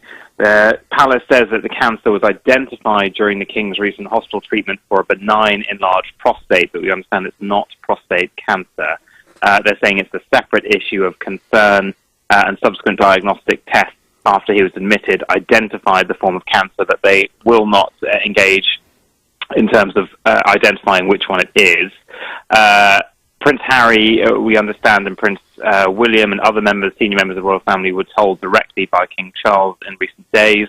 We understand Prince Harry will travel back to the UK in the next few days alone. Charles has been advised to postpone all public duties, but he will undertake some state duties, so he'll continue to meet Prime Minister Rishi Sunak weekly, and he'll sign laws into force, and he'll continue to receive red boxes of government business. He has been treated as an outpatient from his home in London, and that is the sort of roundup that we've had this evening. But it has come as a bit of a shock, obviously. We did know that he was being admitted to hospital. We were told then that it was just for a routine procedure, but something that many men of his age, he is 75, are well aware of. But that is the news this evening from London. The open-ended nature of the statement, Vincent, invites, rightly or wrongly, it does invite speculation, and you think about the scale of cancer and the survivability, the great variance in the survivability of cancer. Obviously, with statements like these, people try to read the tea leaves and think, well, you know, how bad is it? What's your reading of the fact that they put out the statement? I mean, is that just aimed at quashing tittle-tattle and gossip and innuendo? I think they absolutely had to. I mean, he is, he kind of carries out a number of engagements every week, and the fact is he's not going to be able to carry out engagements for some time. So they clearly had to announce that this was taking place. They've obviously, from him being discharged from hospital around a week ago to receiving treatment starting today, they've obviously had to move somewhat quickly.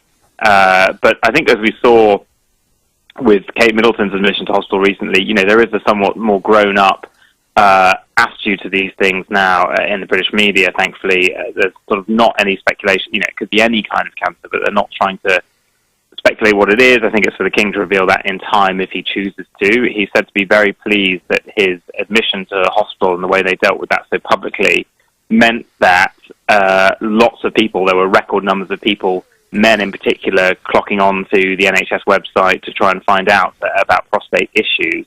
And I think part of the reason they're being transparent now as well is to make sure that men who we know routinely don't go and see the GP when they have health concerns, leave things to fester and get worse. It's a way of trying to get that message out as well, to make sure that people do get things checked out.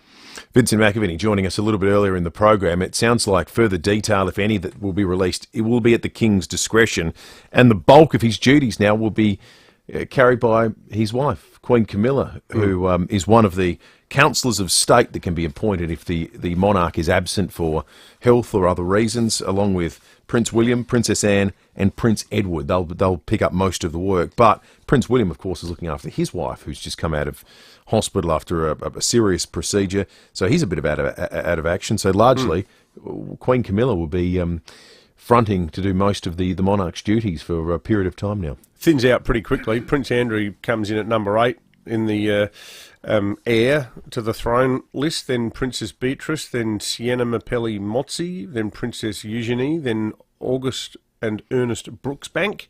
The Brooksbanks, I'm not sure.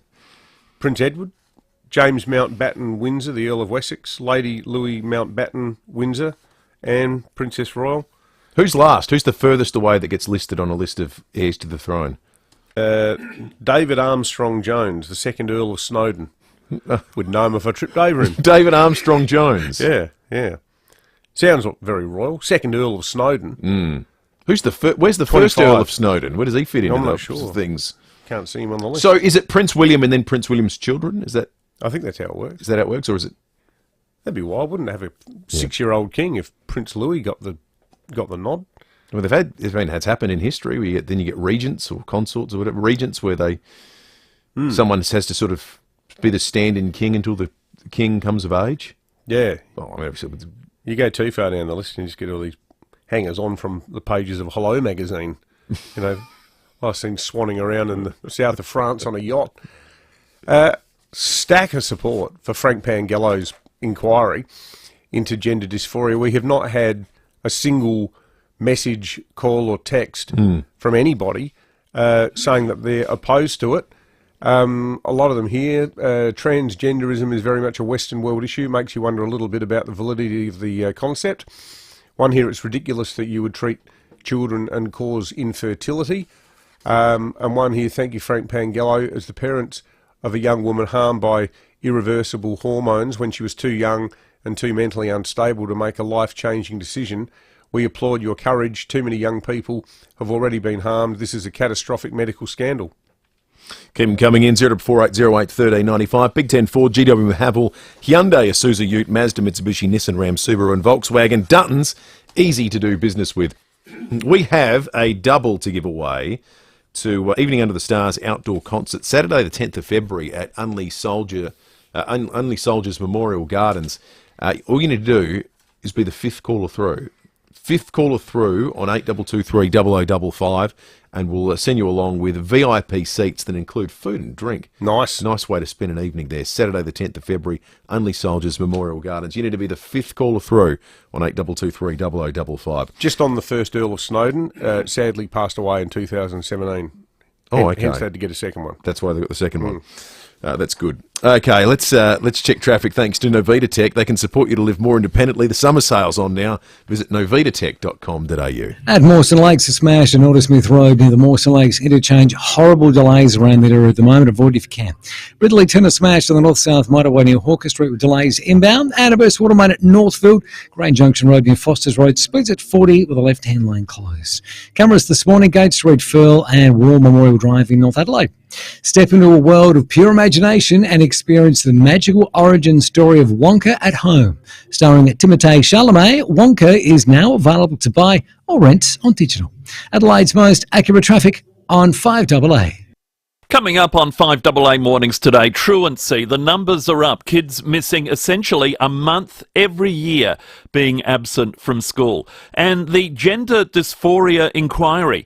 You've heard Frank Pangello on 5AA Breakfast this morning explaining his reasons for wanting an inquiry held by the SA Parliament to look at the issue. Love to get your thoughts on that. Those issues, a lot more. Your calls too. I'm Matthew Pantelis. Look forward to your company from 9. I was just doing my job. I didn't think I'd get injured. The doctor said it was a routine procedure? Right. The car came out of nowhere and it smashed right into us. At DBH Lawyers, we're here to listen to your story. Our team of local South Australian lawyers will help you navigate the law and find the best way forward. We're with you. We're for you. We're DBH Lawyers.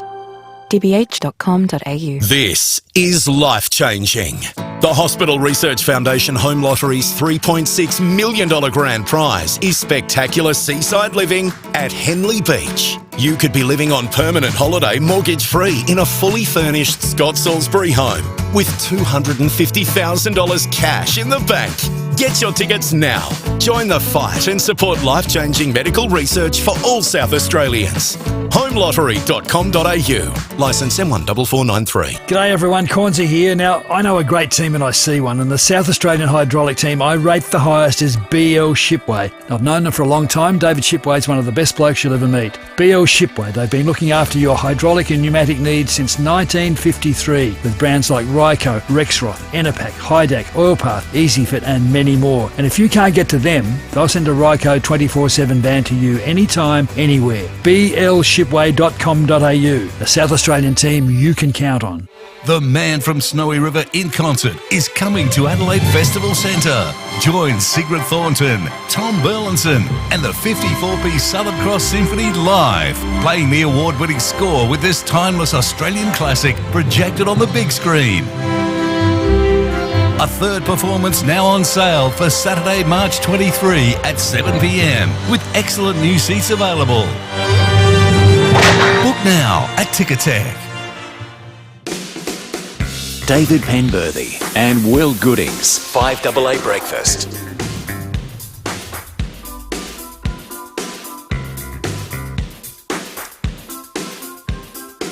Eleven to 9, Dutton's text line, David Armstrong Jones, Princess Margaret's son. Well, there you go. He was last on the list, wasn't he? Yeah. Last on the list of potential heirs to the throne. If he's anything like his mum, he'd be good company. Fantastic. Yeah. Princess Margaret sounded excellent. There's a playground named after her near the Goody Saints Football Club, just near the tram line. She opened it herself. Really? They're Princess in Margaret Forestville, Park. that area. Yeah. Nice little playground with playground equipment, swings. Beautiful. Forestville, yeah. 10 to 9, let's head back to the St Peter's Bakery because there's been some developments since we last crossed to the scene of a break-in overnight. Jace Kemp reporting for 10 News first, sometime sport reader here on 5AA Breakfast with us as well. Morning to you, Jace. Yeah, good morning, guys. How you going? We're good. So you since we last crossed down, you've actually spoken to the owner and seen some CCTV. What have you managed to glean? Yeah, well, that's correct. I spoke to the owner. It was Ryan Obst here this morning, and he sort of showed us the vision. And what we've seen is a bunch of guys sort of break in early this morning. They smashed down the front door, then they beeline straight for the counter. Bizarrely, one guy decided to do a bit of a dance as he walked in. I can only surmise that he was excited to be so close to the award-winning cakes and pies in the store. So then they then go straight for the till. But when they were trying to break through the till, they've they've tripped the alarm in the store, so that's really startled them. One of the other guys has grabbed a big a bread knife, so I'm not sure what he was planning to do with that. And they've made off with about $400 and gone out the door. So, yeah, it's unfortunate for the bakehouse. They're in good spirits despite the break-in this morning, and I can tell you that the line is huge out the door. This is a very popular a bakery, so it hasn't affected their business in any way. It's a cracking bakery, Jace. I remember a couple of years ago when I was doing other stories about the Chinese embassy for the Australian, I got into a nice little routine where I'd go out there for my stakeouts and chat to the neighbours and then go and get myself a pasty and a pie. It was terrific. Well, I can tell you what, lunch is sorted today. I definitely won't be leaving empty-handed after this try, that's for sure. Yeah. Some call-outs are better than others, aren't they, Jace? Hey, that's right. When you're watching the CCTV, were the guys they're wearing gear that, balaclavas and stuff to disguise their appearance, or do you reckon they'll be caught up with pretty easily? Yeah, look, they were wearing all dark clothing. They did have their faces. Some had their faces really covered. They obviously knew that there were security cameras going in here. Like, this was a targeted attack for sure, because they had a car waiting outside. They beeline straight in through the front door to the tills, grabbed the cash, and then gone straight out the door. So it's unfortunate for the business. It's the second time they've been attacked in the last year. So I think they're going to try and now beef up a bit more security, making sure they have, certain padlocks and making sure that the window shutters are down and things like that. Yeah, it's such a pity that they have to. Very annoying. They've got better things to do, doing God's work, making some of Adelaide's best baked goods. Good on you, Jace. Jace Kemp there for 10 News First Adelaide. Former colleague of mine, Jace. Of course. One of the good guys. Yeah, of Adelaide Media. he was lovely bloke. Was he the sports reader when you were the news reader? No, I was doing sport. Oh, he you was were sport, reporting on weren't you? sport. He reports on everything. Very versatile is Jace. Yeah, yeah. Very funny too, it turns out. I hope they find these people. Yeah, for sure. Throw the book at them, if not some pies. Have you seen the footage that Sloaney put up, Rory Sloane, on Instagram of his eye operation? Some things you don't need to see. Oh. I don't know how anyone watches those operation shows. Oh, yeah, yeah. No thanks. Yeah, so Sloane, I didn't watch it. I saw a still of it and I went, no, I'm out. His quotes, he says, so they torture you, they pin you down, eye open, they inject you with a couple of locals to make sure you don't feel a thing. Then they use a dry ice gun to stick your retina, which you liken to a poster being stuck back on the wall. And he says to keep the torture going, they take out some of the fluid and then they use an even bigger needle and they inject your eye with a gas bubble. Like, oh, that sounds horrible. I struggle to see, like, this is the 6th time he's had an eye injury, and it's the 2nd time he's had a detached retina in the same eye. He's not training at all this week, but as a fan, the idea of him coming back and playing, and a bloke who is famously on AFL 360, those cartoon characters, Jared and the Jared puppet. Yes. He said, and Robbo. Yeah, Jared and Robbo, they had Sloaney on once and they said, you're harder than a goat's knee. Yeah. Like, he's one of the hardest players ever. Head in, dive into any pack without thinking about the consequences. Look, that version of Sloaney can't play the same way anymore. But I don't think he knows any other way. I don't think he chooses that. That's just him. That's his fundamental, his personality is anything about him, the way that he plays. I don't know how you switch that off. You think back, I reckon one of my favourite moments in football ever was the Crows Geelong prelim where he cleaned up Dangerfield. I agree. I've never... and one of the great footy photos too. As far as moments go, I don't think I've ever had a more satisfying football moment. Genuinely. It was amazing. Pure joy in that moment. Oh, yeah. Especially when he got up. Oh, yeah. And Patrick didn't. No. But how do you do that now? And I don't know if fans want him to, because you just worry about the bloke. Well, we were chatting about Dysphoria, and you made the good point that it's rare in football, because guys often end because they've got a recurring knee or shoulder. And they have to call it a day, because they just can't do it anymore. But with the exception of a concussion case, how often do you talk about a player at the end of their career being like a boxer, where you think they're one hit away from suffering irreversible damage that's going to affect the rest of their lives? Boxing fans would have it where there's someone they've watched their whole career and they've loved, they watch and go, can you please retire? Well, the Thriller in Manila. That fight is just, it's unwatchably sad, that fight. You just think, why are these two blokes out there? Yeah. This feels as close to that as there is in footy. It's a big decision, and it's one that potentially could not be left entirely up to him. The club might say, look, mate, this is at a point where there's just too much riding on it now. I wonder if any of our listeners have had that procedure done that you just described graphically. 8223 Call us if you have. What's it like? What do the doctors tell you? Gas bubble in the eye? He's 34 next month. Yeah. Rory Sloane, 34. And probably what would be, you'd imagine, his last year. Anything involving your eye is pretty freaky. Like even the fairly mundane cataract procedure. Yeah, but they cut into your eyeball doing that, didn't they? Well, they have to cut a little slit so they can stick a new plastic lens in, yeah. It just seemed like on Will's face that it should have been on the live stream. I find the idea of putting contact lenses in plastic horrifying. eye patch for the next 24 hours. And your eye, it's weird, it's hard to describe. Your eye feels itchy. Like you feel like you want to scratch your eyeball. Sorry if we're putting everyone's teeth on edge here with this conversation, but it's something else. But what he's gone through, like, you know, some of the recovery, you have to lie on your side for 7 days. You lie on your back for 7 days, then on your side for 7 days to keep your retina stuck to the back of the eyeball. I think we've got someone on the line who's had the procedure done that Rory Sloane did. Marty from Salisbury Heights. Marty, how was your recovery, mate? What did the doctors tell you about the risks of doing it again? Oh, look, it's a highly risky operation because the retina just sticks. It just sticks on the back of the eye. Mm. And the guy down at Specialist Eye, he's advertised on your station, so I'm not feeling guilty about that one. But no, it's a very risky operation. But added to that, you've got to lie flat on your face, and you've got to lie down flat for 3-4 days, and you can only get up once an hour and go and have a Jimmy and then a cup of coffee, whatever. Then you're back down, lying face down, because you've got to make sure that the bubble stays.